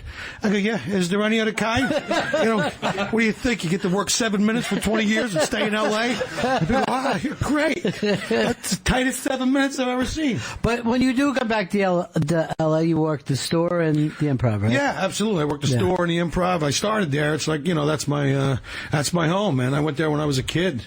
I think I was like 19. Started working there. I showcased for Mitzi. I think I was like, so funny. I had a puke green 69 Buick LeSabre. I drove across country, and I was listening to these, these tapes called The Psychology of Winning by Dr. Dennis Waitley. And I just listened to them over and over and over again. And I also picked up a little $20 bag of meth just to make sure I got across in 3 days back, that's some of that Philadelphia brown bathtub biker crank that you can get. Yeah. And, and so just in case, because I didn't want to get drowsy, but I got listened to these tapes. It was like 2 weeks by the time I got there. I moved to my place. I started a job and a showcase for Mitzi all on the same night. I didn't pass, and it wasn't, but I started hanging out there. And then I think it was, they did a show. It was Tony Clifton was appearing in the main room. I guess it was like a year after Andy died, and that was a character that Andy Kaufman used to do, Tony Clifton. But he had since passed it down to Bob Zamuda, and he was appearing in the main room, and so they needed doormen. So then I started working there as a doorman, and that's how you came up through Mitzi's system. You would start there as a doorman, you'd watch all the best comedians in the country, and you would learn the craft. Who were the guys that, when you got there, who were the guys that were... Well, Dice was there, Sam Kinison, Arsenio Hall, Gary Shandling. I mean, over the course of time, you would get to see Carlin come in and work on his material. And Pryor at some point came back and started just working on stuff. You get to see everybody, Jeff Cesario, Louis Anderson. I mean, there was a ton of amazing comedians, and you can learn as much by watching a great comedian as you could by watching a horrible comedian. You can learn what not to do, Yeah. And so it was like my college. I looked at it like my college. I just sat there as a doorman and just watched the guys all night long, and that's my home club. But sometimes, when you're a kid like that, you got to look at it. You got to this is impossible. You know what I mean? It's almost like, oh, I started to, play baseball, and now I'm playing with Hall of Famers, Yeah, you're trading punchlines with the best guy in the country. Literally, it's like trying to climb Mount Everest and never having taken a single, climbing lesson, It's like, you go, oh, this is a monumentous task, but you start chipping away at it. You start chipping away at it, and then, everybody gets to know you when you hang out, and then you start to, get good. I mean, I was always, I always the stage presence. I just have to have the writing ability. I had to wait for my writing ability to kind of catch up, and so.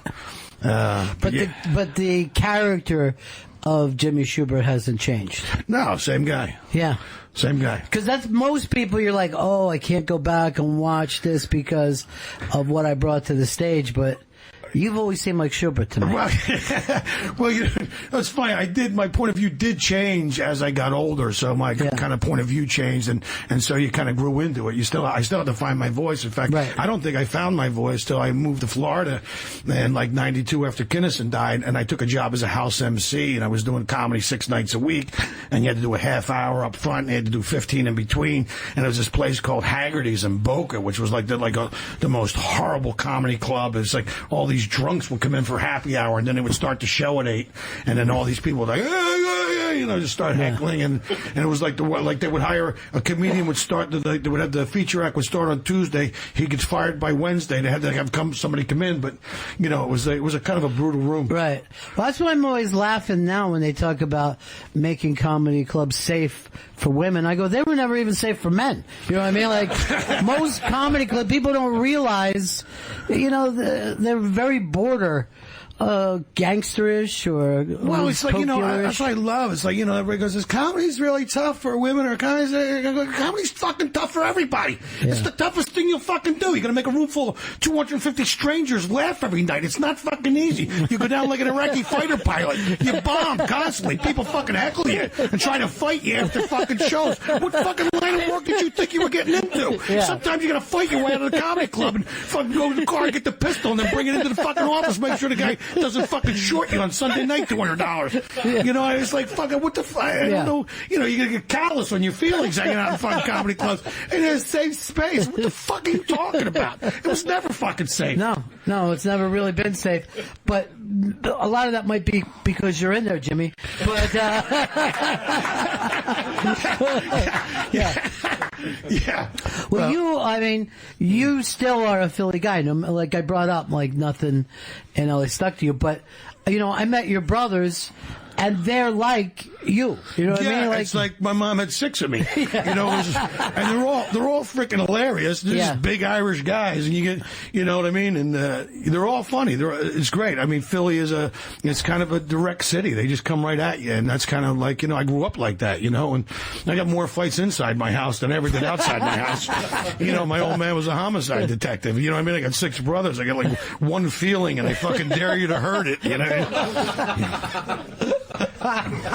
It's like,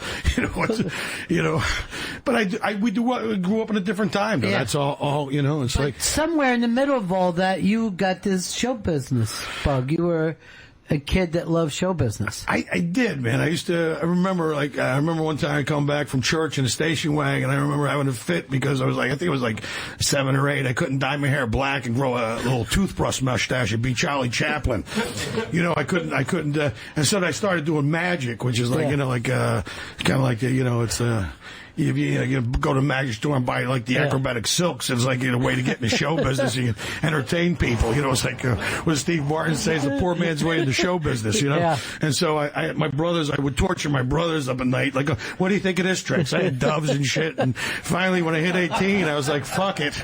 I let the rabbits go, released the fucking, hung up the wand. I go, let me find a fucking room where I can tell some dick jokes and fucking get rid of this oversized tuxedo. But that was like the easiest way to go, look at me. I've learned these tricks. I bought these tricks. Yeah, well, my brother Bobby played the drums. My brother Joe played guitar. My mom on a Monday would drop them off at music lessons. And so we had an hour to kill. And down the street was a magic shop. And so we would go down there and I'd kill an hour. And I had to, if I made money, I could buy 1 trick a week. That was the thing. And so yeah, but in a big family like that, you kind of find your identity early. And I was always kind of I would always get a joke book with a trick, and I had a little joke file and underline the Robert Orban underlined jokes and reword them, trying to figure out how to make them contemporary. My grandmother would set up Reader's Digest. I'd cut out laughter is the best medicine. I'd circle jokes and had a little pasteboard. Even then, it's weird because I feel like, this was something I was kind of like born to do. It was just something that little 8-year-old kid is still making calls on my life. I should have figured I would outgrow it by now, but, kind of stuck in it. It's like, you got to tell jokes to people that are very sensitive now. When you drove out to LA and you're 19 years old in your car, who were the guys that you saw that said, okay, this is why I want to be into stand up? And I mean, not even before you even got there. When you were a kid in Philly, who were the guys you were looking at? That's so fucking ridiculous. My mom had this old Jimmy Durante album, and I read the book of the week, the book of the month, cha-cha-cha. Dude, can I tell you something? This fucking means everything. We figured it out. That's what happened, Ronnie. It was Jimmy fucking Durante who ruined my life. No, but it was Jimmy Durante, and it was all like, Carlin and fucking and Pryor, because you weren't supposed to listen to those albums. Yeah. And so you could hear it, and Bob Newhart, and you were just listening to, that's what people did then. And I just thought that I was lucky because I decided what I want to do with my life early on, and I just went for it. I figured, I had nothing to lose at fucking 19. Who gives a fuck? If I fail, I can come home and I can, pursue something else. Yeah. But so driving out there, you're all pumped up and you're doing your positive tapes and you're doing your meth. And when you, which one of these two things doesn't go with the tapes? You know, that's I know. But when you pull into L.A., you don't know anybody, right? Don't know anybody. Yeah. Well, you know, I'd worked with Dice at a gig here, so I knew Dice. I kind of worked with him, and so I knew him, and I figured eventually he would show up. But I was hanging out, and there was a couple guys from Philly that were from Philly. I go, where are you from? And they were pretty opening, you know. I mean, pretty open to, you know, having you come in and hang out and stuff like that. And so I make friends pretty fast, and so yeah, I just started. I started a job. I was working in a law firm in a mailroom, just, you know, and then doing comedy at night. As soon as the work whistle hit, you know, I jump in the car. We do the Natural Fudge. I can go down to the Alley Cat Monty Steakhouse in Westwood. We drive over to the Alley Cat Bistro in Culver City.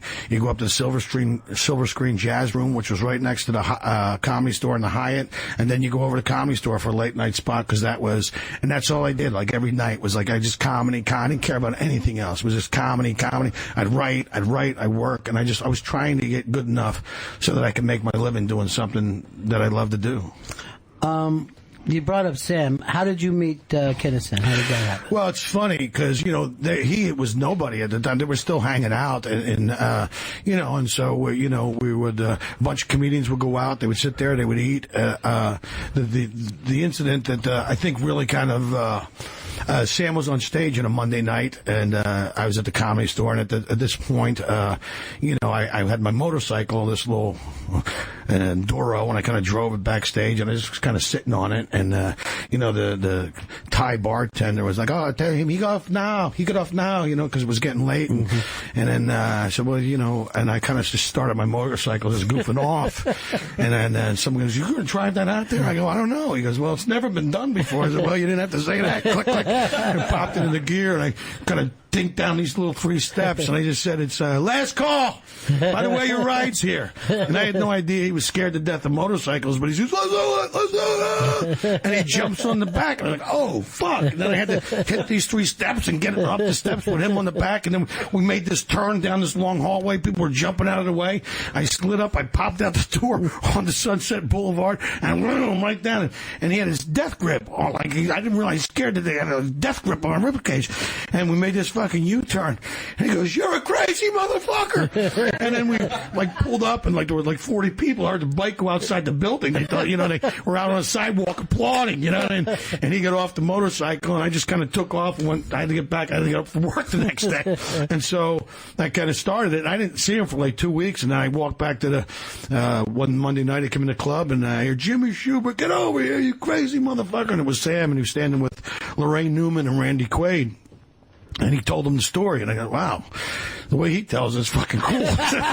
So, but yeah, after that, it was like, yeah, we became, you know, and he was getting ready to go on, and he kind of started blowing up, and everybody was hanging out there. You know, comedians were always hanging out and stuff, and so he just picked a couple guys to go on the road with him. And when he started, you know, he wanted a couple guys that were coming up and give him a break, and I was one of the guys he picked. And you know, it's Mitch Walters, our mutual friend, and Alan Stevens and Carl LeBeau. And then it was like 5 years of these, like, you know, 70 city tours and a giant bus going from town to town. It was like a, you know, major education, you know, to play these audiences, and you got, you know, you definitely got your chops for sure. Yeah. Well, when that happened, was that the first person that you saw blow up like that in front of you? Because I remember, you know, seeing Sam on TV. I guess it was the Young Comedians, and like after that he was set. You know what I mean? Yeah, like, well, I think it was like I don't know if it was a planned series of events, but he went from that to hosting Saturday Night Live, which they banned him from, and the next week he was back,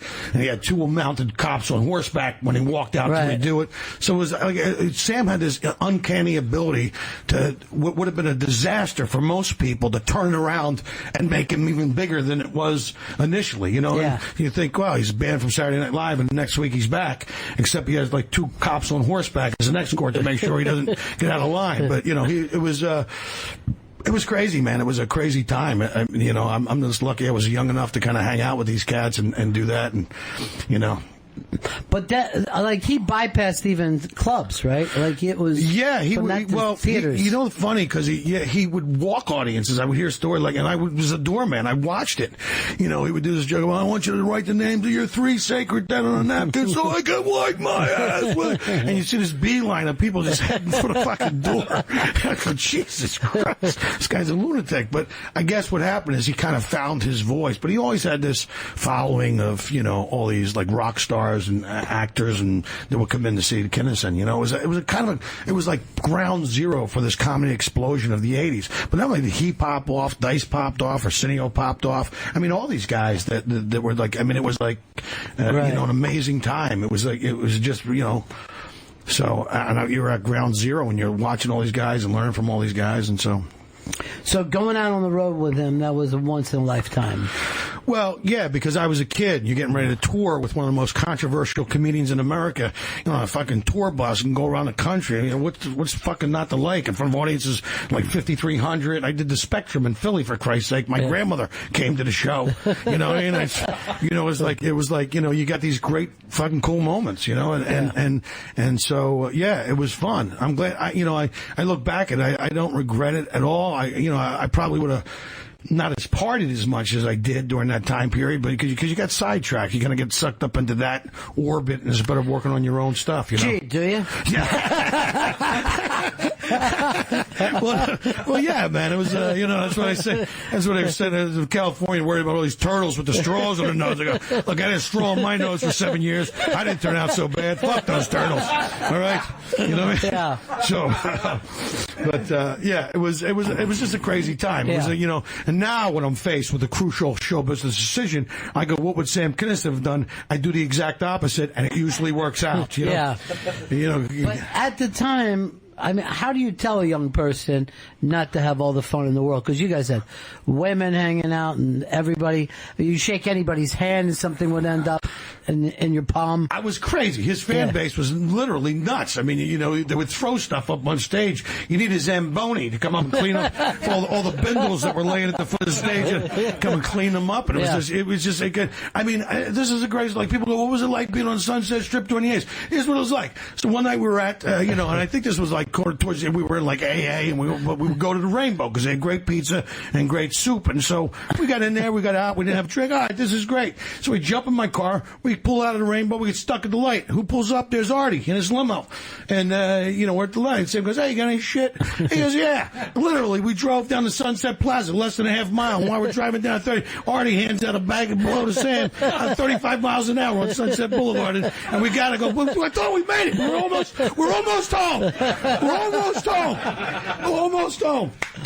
But, you're right. Those were different times, and it was a different situation. I thank God every day that, I was able to, get my life together and get off that shit. But I think back, and sometimes I get a sick feeling in my stomach. It was insanity, really. Yeah. Well, it's interesting that none of the young people have. When you meet young comics, they couldn't be more professional. And I remember we were like, let's get this fucking show over and go enjoy our lives.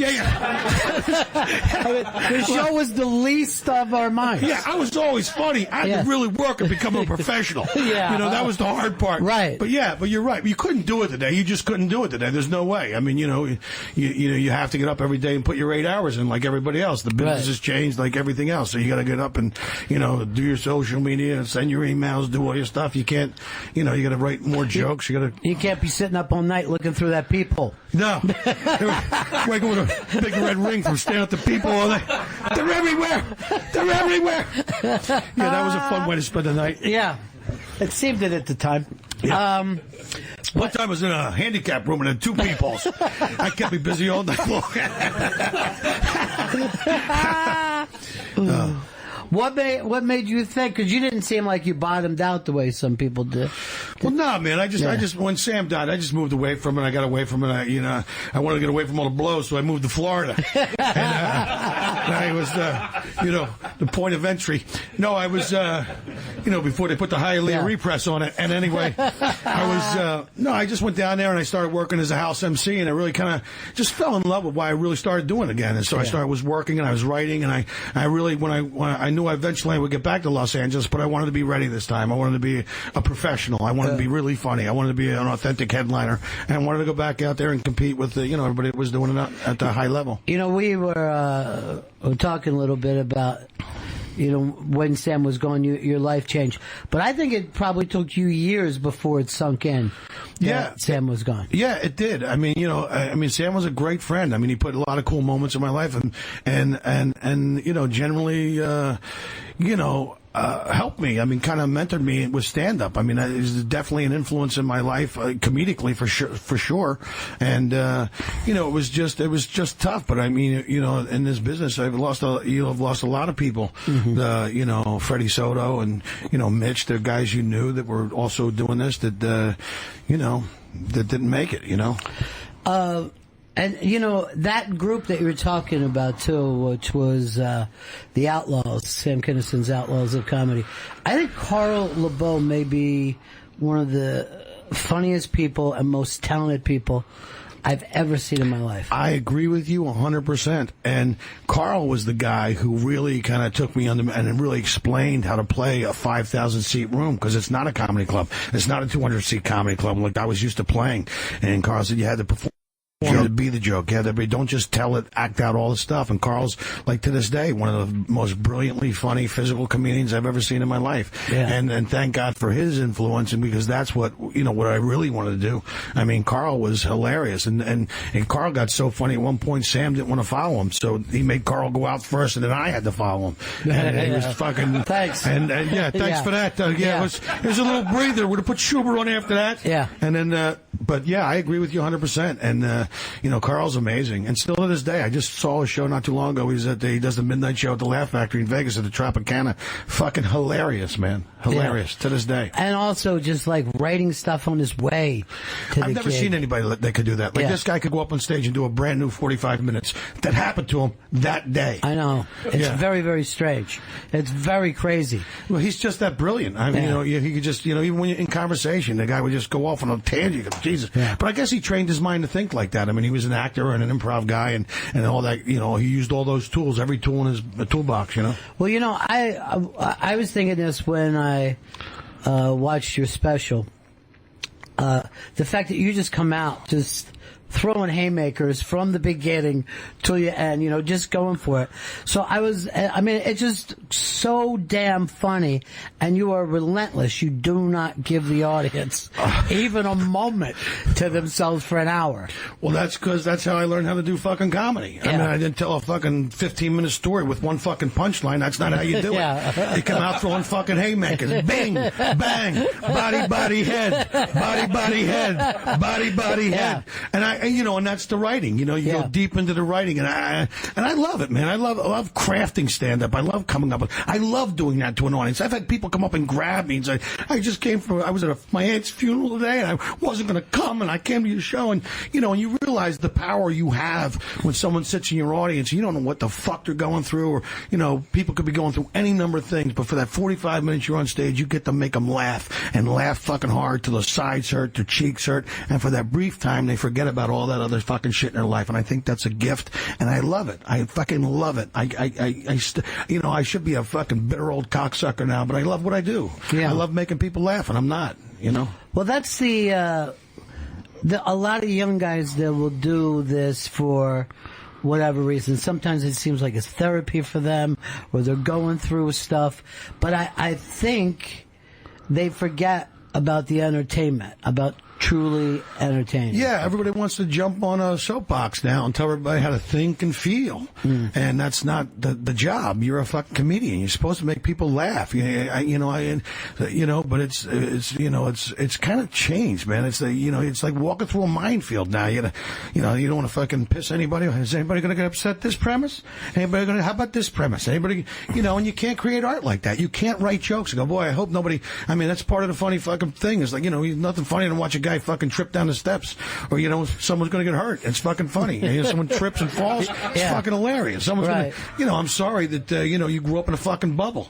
I'm sorry you think fucking life is a fucking Walt Disney movie. It's a fucking horrible place filled with horrible people who do horrible fucking things to each other. All right. So you want to fucking sit there and drink fucking Kool-Aid and fucking pretend life's okay? It's on you. Yeah. I'm sorry. So that. I guess is a little out of step by what's happening with your peers and what the kind of specials that they're buying these days. Yeah, that's true. It's almost why it's another reason why I self-released. I'm not going to tell people we buy the special. That's not. I'm sorry. I'll self-release it. I'll go find in this day and age, you can go right to your fan base, and people will buy the special. Some people will rent it and then they'll go back and buy it. I think it's a great piece of work. I love the fucking opening on it. I think it's great, and it's just old school comedy. Yeah, tell people about the opening because that surprised the hell out of me. Well, it's like a graphic. It's a very Sin City. Yeah. And it starts in Philadelphia. Yeah, but who did it? Well, as my concept, I did it, and I had my buddy Jimmy Carroll, who's a Philadelphia guy, who drew it, and he drew it on levels. And then I had another friend of mine animate it. So it's very Sin City. It's like black and white and red are the themes. And then my special starts, and it goes from black. It starts in black and white, and then the only thing in color is my pocket square, and then it bleeds in the color off the pocket square, like very Sin City kind of graphic novel. And it's like I grew up in the city of Philadelphia, a town so tough you could get a callus on your feelings. I had to fight my way out of that city, only to find the whole world was now upside down. It was being expurgated by the political correctness police, is being censored by social media and shamed by oversensitivity. It had become ridiculous. And it would give me a bad case of zero tolerance, and that's how the special starts. But it's all this kind of animation, cartoon stuff, which is cool. And how would you even get the idea for something like that? I mean, because after that, it's you in front of a curtain and just wailing your material. Well, the thing is, I wanted to it's kind of like, diffusing the bomb. Yeah. You want to let everybody know, look, this is what's happening. Now we're going to pull all these wires out of the bomb, and nothing's going to explode. No one's going to get upset, and these are the fucking jokes. Right. I just wanted to let people know. It's like, that's how comedy was done. I mean, it's funny, I was watching Ronnie Dangerfield on YouTube going, Jesus, if he was alive today, he's fat-shaming people. Yeah. He's fat-shaming. I'll tell you, she was so big. She had baby pictures taken by satellite. He's fat-shaming people. It's like I don't know how we got to fucking become fucking pussies. Yeah, I don't know how it fucking happened. I'm sorry. I don't. I just, and I'm not, I just want to try to work to the top of my intelligence and be funny and kind of push the boundaries. I mean, comedians have always said and done the wrong fucking things all the way back to Fatty Arbuckle shoving that Coke bottle in that girl's fucking twat. I mean, he wasn't supposed to do that, but he did it. And comedians have always. Richard Pryor set himself on fucking fire, fucking freebasing. I mean, we've done we've got a long history of comedians misbehaving and saying and doing the wrong shit. Why is everybody fucking surprised? I mean, Lenny Bruce fucking OD'd. Shut up. They locked him up. The guy was in and out of fucking jail for saying cocksucker. Could you imagine that? Yeah. Now, the man died for everyone's sins. Yeah. Now, did you see a time where you thought this switch was taking place with the audience? I mean, was there or was this so gradual? It's always subtle. It's never overt. It's very subtle. It's like, men are fucking idiots in sitcoms. Men are fucking idiots on fucking commercials. Ah, damn it, honey, I did it again. And then you see the fucking Gillette commercial, and then you want to fucking, start swinging. You want to see some toxic masculinity? I'll show you some fucking toxic masculinity. Yeah. Are you talking about the toxic masculinity that stormed the beach in Omaha? Is that the kind of shit you're talking about? That kind of toxic masculinity? Is that the shit we're talking about here? So you're not a big fan of the Gillette commercial at all? Well, Bronny, everybody wants to tell you how to think and fucking feel. My mom had fucking 6 boys. I've never fucking treated women like that. Ever in my fucking life. Not women, not men. I don't treat people like that. I'm a goddamn fucking human being. I treat you with the same respect you treat me. But to fucking put all men in one category, well, you're painting with some pretty broad fucking brushstrokes, all right? It's like saying, oh, so-and-so's this, or oh, so-and-so's that. What, you never read a fucking history book? About the Khmer Rouge? How about the rape of Nanjing? There's some fucking, people do horrible shit to each other. I don't know what the fuck you want from me. Like, all of a sudden it's old white guys. Oh, fuck you. You mean the same guys who invented the automobile, the computer, the fucking light bulb? Those fucking guys? Okay. Sorry, I got a lay off the coffee, right? No. No. It's very exciting to have you on one of the coasts. You know, I know people don't just wait in the middle of the country somewhere. Here comes the fucking Irish tornado. Everybody run! No, that's all right. I mean, I just. It's just strange. It's just weird. Like, I mean, people are fucking pulling down fucking statues. It's a statue. It's like getting mad at a fucking chair. This fucking chair is upsetting me, Ronnie. Can we put it in the other room? I'm upset about it. I mean, what do you fucking take your IQ with a fucking tire gauge? What the fuck is wrong with people? No, I don't know whether you saw this, but Notre Dame is covering up the Christopher Columbus stuff that they had there. Yeah, next thing you know, touchdown Jesus will be getting painted over on the wall down there. As a chick comes, first it's Christopher Columbus, and then look. I mean, if you don't pay attention to history, you're doomed to repeat it. Right. You should know your history. Yeah. Things were fucking bad. People did horrible shit to each other. All right? But now, we live in a much modern time. Can we all just fucking get along? Everybody wants to tell everybody how to think and how to feel. You should think this way. You should feel this way. Well, I fucking don't. Okay? I got my own opinion. You mind? It's like fucking Twitter, and I'm sure Twitter's going to light up there and fucking air this fucking thing. They're going to call me out. They're going to fucking dox me or whatever the fuck they do. And they're going to fucking, we need Jimmy Schubert's home address. Well, good. I'll give it to you. I'm never fucking there. Go ahead. I would love to have a fucking stalker. You're going to be independently wealthy and chase me all over the fucking goddamn globe. I'm in fucking Shanghai this week, motherfucker. Get a plane ticket. Yeah. Come get me. Check my schedule out. Yeah. Hey, you do go work overseas. I do. Yeah. I've done a lot of military tours. I feel very fortunate and very blessed to have the life I do. And so the least I could do is go over and entertain those guys a couple times a year. I make it a point to do that. I've been to Korea. I've been to Afghanistan. I've been to the Middle East. And I've been, all over South America and just doing shows for those military guys because they do a hell of a job. And I just bring a little slice of home to those guys. I mean, Drew Carey, I was sitting on a C-130, we're sitting on a Chinook Alpha class fucking helicopter with the double propellers, and they're sending off these countermeasures that fucking, divert fucking rocket fire and wearing helmets and fucking Kevlar vests and the fucking, and I'm looking at Drew Carey and he's fucking sleeping. I'm going, what the fuck is wrong? Don't you have $1 million? What the fuck are you doing here? He goes, I used to be a Marine. I go, Jesus, bro, God fucking bless you. And you're pulling down, you're getting off this fucking chopper with an Apache escort. And the guy goes, what are you doing here? I go, we're the comedians. He goes, yeah, but what are you doing here? Like, we were so bad that we had to go to Afghanistan to get a gig. He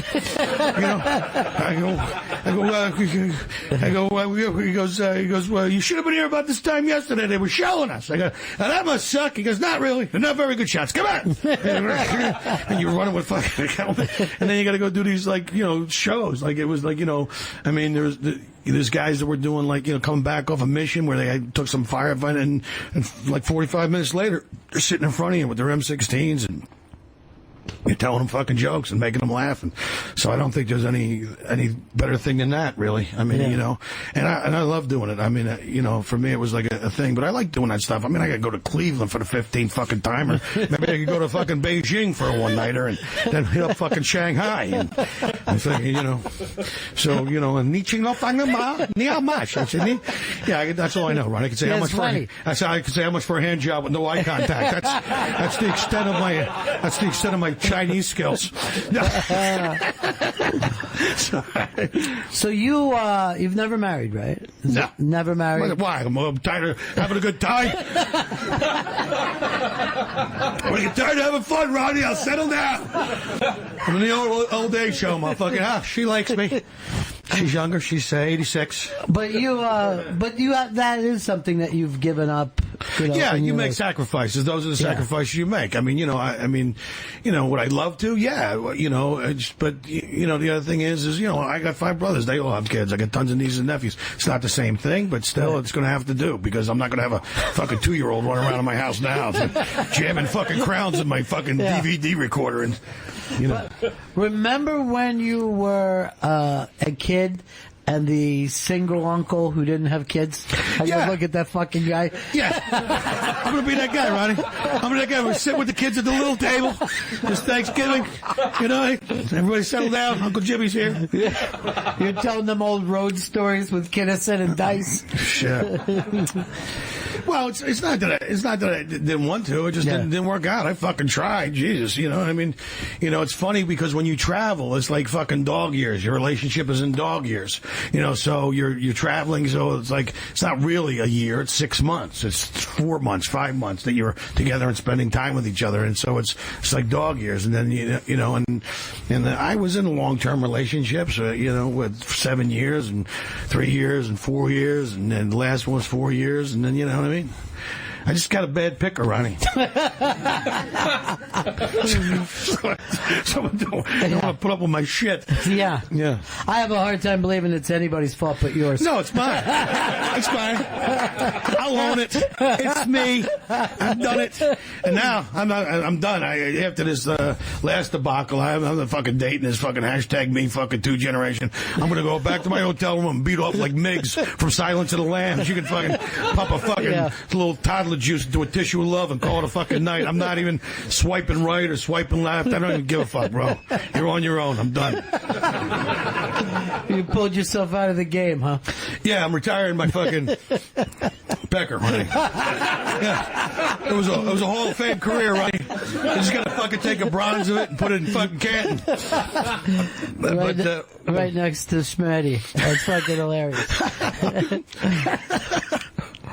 But that is, and the fact that you went out and did this yourself, put the whole thing together, and you know. That's the difference. It's kind of a reverse GoFundMe.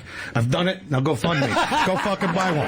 Go buy one. You can fucking rent it for $3.99, less than a cup of coffee. I just rented fucking Mission Impossible 3 for $3.99. I'll tell you what, my special is much funnier than Mission Impossible 3. But yeah, it's just, you know, nowadays you would, you know, these kids today with their fucking GoFundMe. I gotta go fuck yourself, all right? And I fucking every time you go off the internet superhighway, there's some fucking, you know, millennial with his virtual bag of oranges trying to go fund me. These are sneakers that light up and play Guns N' Roses songs. Fuck you. You know, get the fuck out of here. It's the cooler with the blender and a fucking radio in it. I'm like tired of people repurposing shit and then trying to fucking like fund it. You know? It's so I did it myself.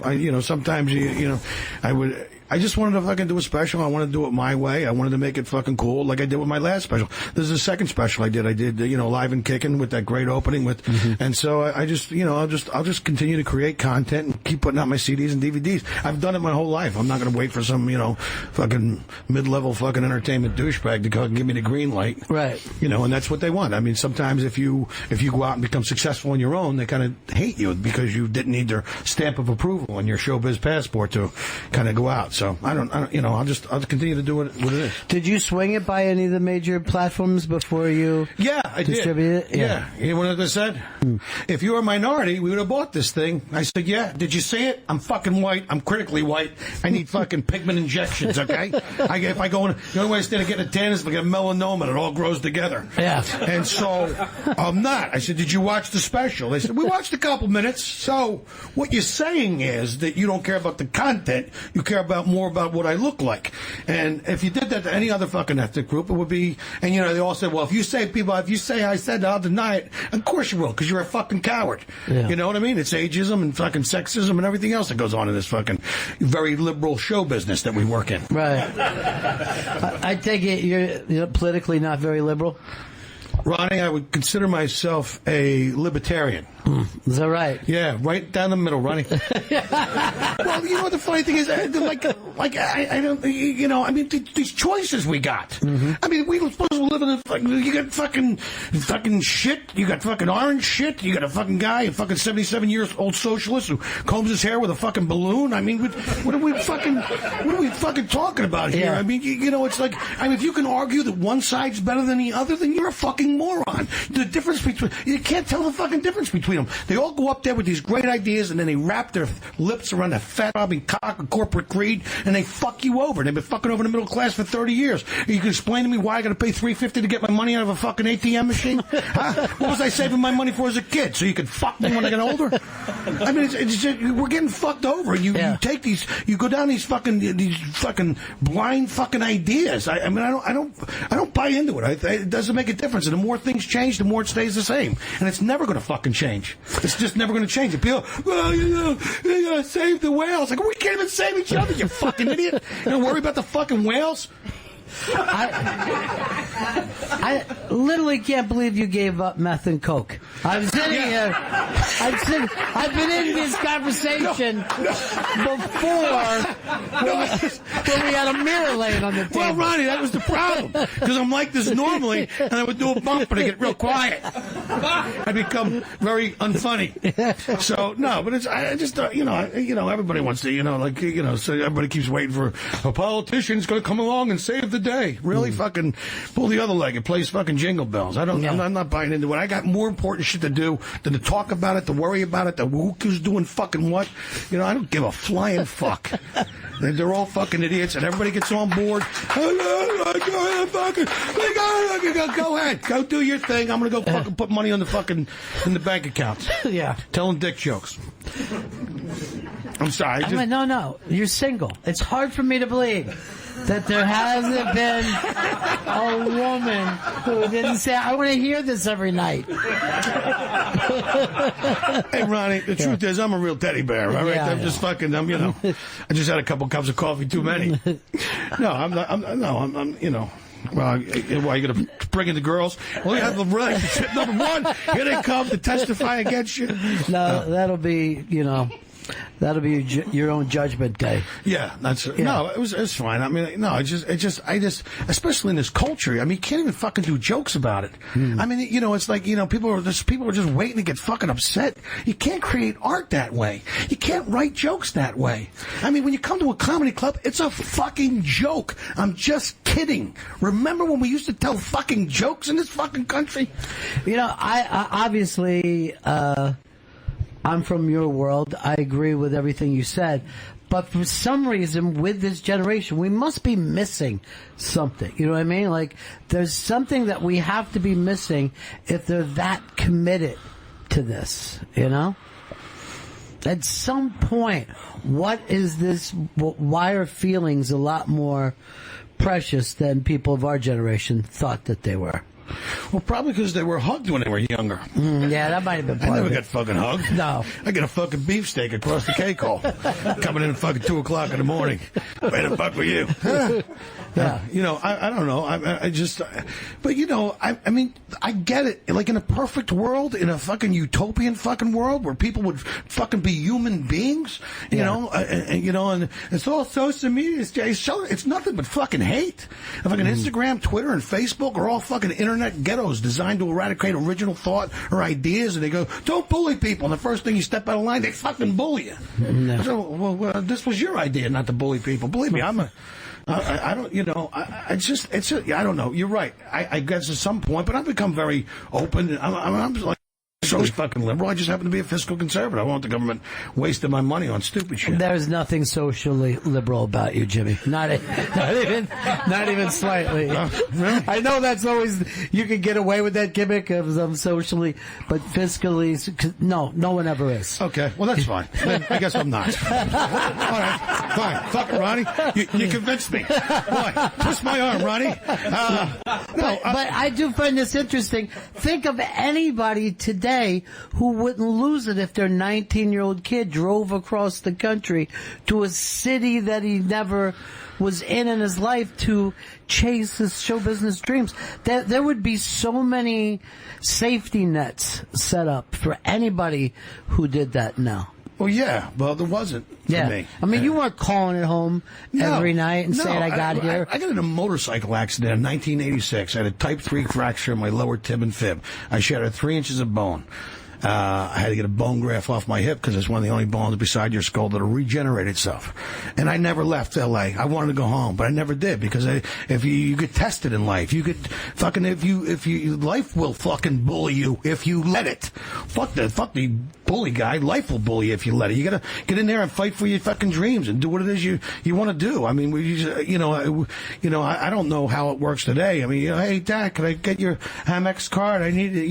Yeah. Where's the fucking safety net in that? I mean, it is a safety net. I didn't have that opportunity. You know what I mean? I split my child in bloodstained fucking hand-me-downs. You know what I mean? The fuck was I going to do? This could really be a TED Talk for psychotics. You know what I mean? There could be some serial killer in their car right now. I get it. Well, Ronnie, it's like fucking Freud said, the Irish are impervious to psychoanalysis. Right. I never fucking went and seen a therapist, although I probably should have at some point. Yeah. Damage is done. Let's fucking keep rocking. You know? Right. I mean, I don't know. I mean, Yeah. I get to do what I love to do, which is tell jokes and entertain people, make them laugh, and I get to do acting when they'll let me, and and that's my fucking, I just got passed at the Magic Castle as a magician member. That was something I had to go revisit and cross it off my bucket list. So, I do things that kind of, I just want to be left alone. Can I do what I want to do and be left alone for Christ? Yes. Now, I just want to be left alone. Something no one in show business has ever said before. Well, it's probably why I don't have a bigger social media following. Hey, we love what you do. Leave me alone. Hashtag leave me alone. No, I mean, it's just, I didn't mean it like that, but I mean, it's just, you know what I meant. Yeah, of course I do. And again, I'm going to go back and promote this special. And since you're doing it yourself, how can people get it? Well, people can go to my website, jimmyschubert.com. It's available right there on the front page. You can click on the buttons. It'll take you. You can rent it for $3.99. You can own it for $9.99. And it's, it's an experiment. I mean, I'm just trying to see if in this day and age with social media that you can use it to your advantage and produce something that I think people will really fucking enjoy and put it out there. And you're right, because I'm considered like an old school guy. Like people watch you go, wow, this is just joke after joke after joke. And I think it's smart. I work at the top of my intelligence. I do some other shit, like Carlin used to do. We just do something really poignant and significant, and then he'd do a booger joke, and then we do, and stuff like that. So I think it's got something for everybody, and I'm really proud of it. I put my heart and soul into it, and so I was going to self-release it, and hopefully it'll all work out. Now, and I don't think most people know how long it takes even to put together an hour of material, especially when, like we said, you're crushing it during this. Well, yeah, it takes a long time. It takes about it's so funny because I talked to another comedian, Bill Burr, and I said, do you do a special every year? He goes, no, I do the special when it's ready, but in this day and age, you got to be a content monster. Like I'm already 30 minutes into the new hour. You're starting to work on new stuff and starting to create new stuff. And so that's it. Just keep creating content that people seem to enjoy when they're at the show. I mean, I know I come across like a nutbag, but I'm not really, I care about what I do. So, that's well, and also the way that you do it, you're just standing in front of a curtain. It's not some crazy set like I see. There's not cameras whipping in from side to side. No, it's what's coming out of your face is what's important. It's the way you construct it. I thought it's that's it. I wanted to go old school. I wanted to be, because people say that, I wanted to look like it was kind of like from a different time. That's why we shot the opening and the way it is, because it is. I mean, when I used to watch comedy back in the day, it was exactly that. They were like hilarious freaking comedians. You'd be laughing your ass off. Yeah. Now you got to wait 15 minutes to get a punchline.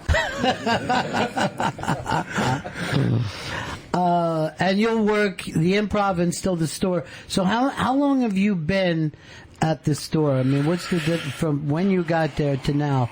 We're looking at how long? 30 years. 30 years, man. I should be getting my gold watch soon, right? Yeah, I started out there as a kid. Now, even the Comedy Store went through the phase where nobody was going in there. It was kind of empty.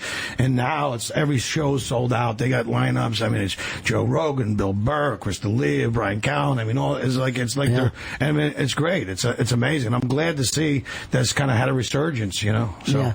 Now, why do you think that was, though? What do you think the podcasts? Yeah, podcasting is bringing people in. Yeah, podcasts, and people just started hearing the stories and about the place, and started coming out in droves now. And you're going to go there, you're going to see 20 comedians in one room. You're going to see 20 comedians in another room. You go upstairs, there's going to be 15 comedians upstairs in the belly room. There's 3 rooms there. It's like a comedy mecca. And everybody started there. Howie Mandel, Carlin, Pryor, name it.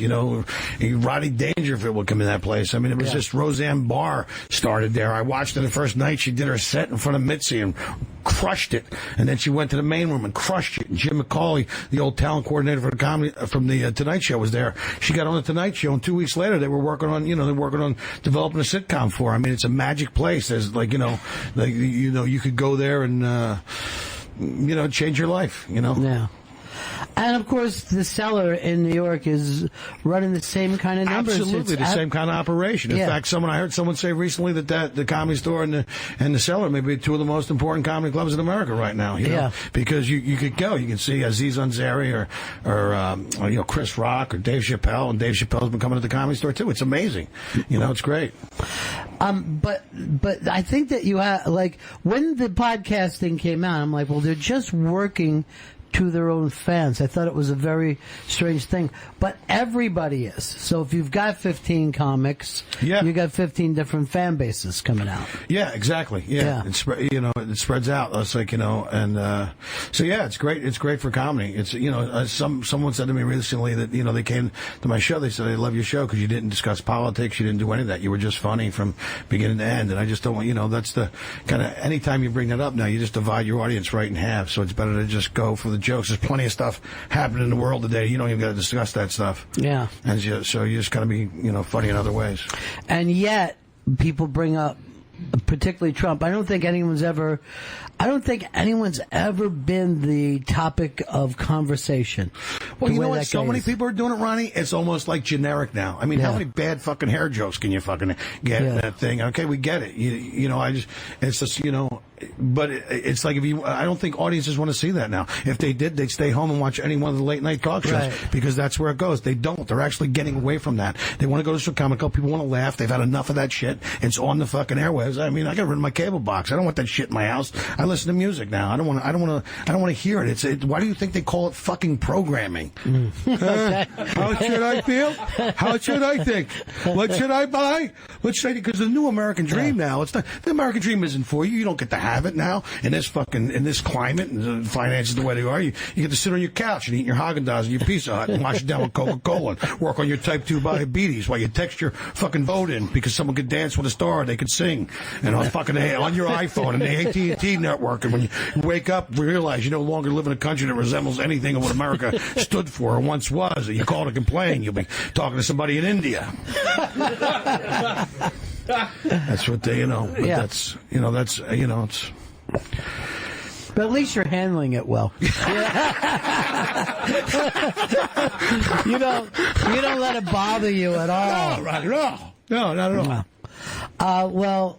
Again, congratulations on this. I'm happy for you, and I can honestly attest to the fact that I turned it on, I started laughing, went the full hour, was laughing, and then by the time it was over, I'm going to have to rewatch that because, it was just bam, bam, bam, bam, bam, bam, bam the whole time. Yeah, but that's an old school thing. I mean, you talking about they say old school comedy. It's racist. It's horrible. It's not. It's just funny. It's just coming at you. It's well crafted material. It's one punchline after another punchline after another punchline. It's just good writing is what I call it. But it's just kind of an older style. But that's what I grew up watching. Those were the guys I watched. I watched Carlin. I watched Rodney Dangerfield. I watched Kinnison. I watched guys. That's my influences. Those are the things and you kind of incorporate that into comedy. Do you feel like you have peers out there? Do you feel like anyone's still doing the same kind of thing as you are? Do you look around and say, here's a guy I knew 30 years ago and he's still doing it? Yeah, there's a lot of guys. I think that, so a lot of guys have kind of gone to cruise ships now. A lot of guys kind of just do, back in the day, I think they'd open up for bigger acts like, Diana Ross and, a lot of guys like Gary Muledeal and those guys would open up for these bands and stuff. So, there's guys out there. There's a lot of funny guys out there in the middle of the country. They're just not in New York and L.A. It doesn't mean they're not funny or they can't make a living doing it. And there's a lot of ways to make a living doing it. Some people just do, Christian comedy now or whatever it is. They have their own, kind of niche things. Why don't you try that? Why don't you why don't you go out on a Christian walk tour? into church, the crosses will turn upside down, the whole room will start bubbling. Who? Let Beelzebub in here. It's comedy night in the church basement. No, I just, I don't think it would work for me. I don't know. I like being a rabble rouser. I like being a troublemaker. Yeah, I like being iconoclast. You said on walking here you wanted to bring up Flathead, a buddy of both. Ours back from back in the day. Yeah. Shout out to Flats. Yeah. There's no he's listening. He's been going through some health things, so I'm glad he's doing better. He always had flatwear. This was his clothing. It was a suit that could keep going. Yeah, you could sleep in it. You know, you could stay up 24 hours, sleep in it, and it didn't have wrinkles. They called it flatwear. But what you say, they call it flathead because the back of his head was so flat you could iron a shirt on it. Yeah, you really could. It just kind of dropped off. I don't know whether everyone is aware of that, but apparently, if you don't pick the baby up a lot in the early, that the back of the head is flat, and you really could. I mean, you could put a level in the back of his head. That's not even a joke, people. Yeah. I felt it. Yeah. I was like, like the back of an old school TV. His head. And you keep doing this, man. Congratulations to you. Thanks, Ronnie. I appreciate it. I'm glad you watched the special. I love the special. Yeah, thank you, man. It is no tolerance, and you can go to Jimmy. It's zero tolerance. You go to zero. Zero tolerance. You go to jimmyschubert.com. It's right there. It's available for people to check out. And then hit me up on social media if you liked it. And if you didn't like it, well, sorry. You're on all the socials, are you? Yeah, Ronnie, I'm on the socials because you got to do it now. We like to book him. How many Instagram followers does he have? You're asking the wrong question. How funny is he? Can I sit in the room and watch his whole act? Well, probably for about 10 minutes, but he's got a big social media following. You know, that is really funny that a lot of, and I see it with young comics, and they're like, well, I have to draw people. And when I had my club in the 90s, I never booked any, I never thought the comedian was supposed to draw.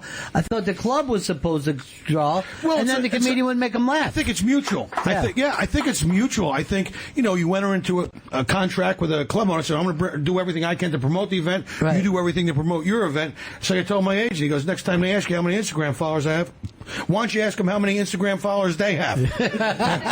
Jimmy doesn't play a club with less than 10,000 Instagram followers. Sorry, fellas, you're not in the loop. I mean, but it's so like, it's like, to me, it's like you're asking the wrong questions. Right. And then you got all these influencers now. You got these kids that do makeup videos, and they sit in their room and do makeup videos, and there's millions of kids who sit in their rooms and watch people doing makeup videos, and then they do makeup conferences, and everybody comes out to see the guy. It's makeup, and I'm like, anti-social media. More like anti-social media. Am I right?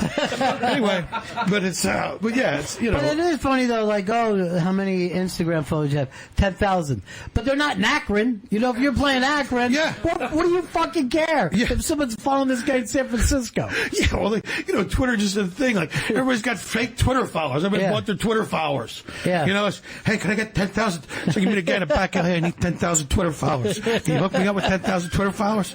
That's what it is. Most of it's all bots and everything. It's like make believe. It's like, I say, you want to make a difference, go freaking feed some homeless people. Go freaking go visit old people in old age home. Talk to them. Hear their stories. Go fucking read the kids that are sick in the hospital. You know what I mean? Go touch a human life. Did you hashtag it? Oh my God, you're so brave.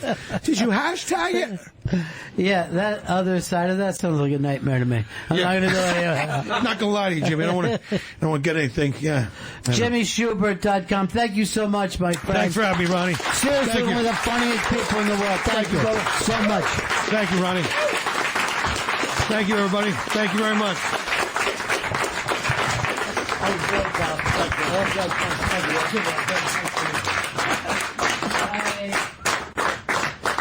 I am available for children's parties and corporate events. The Bennington Show has ended.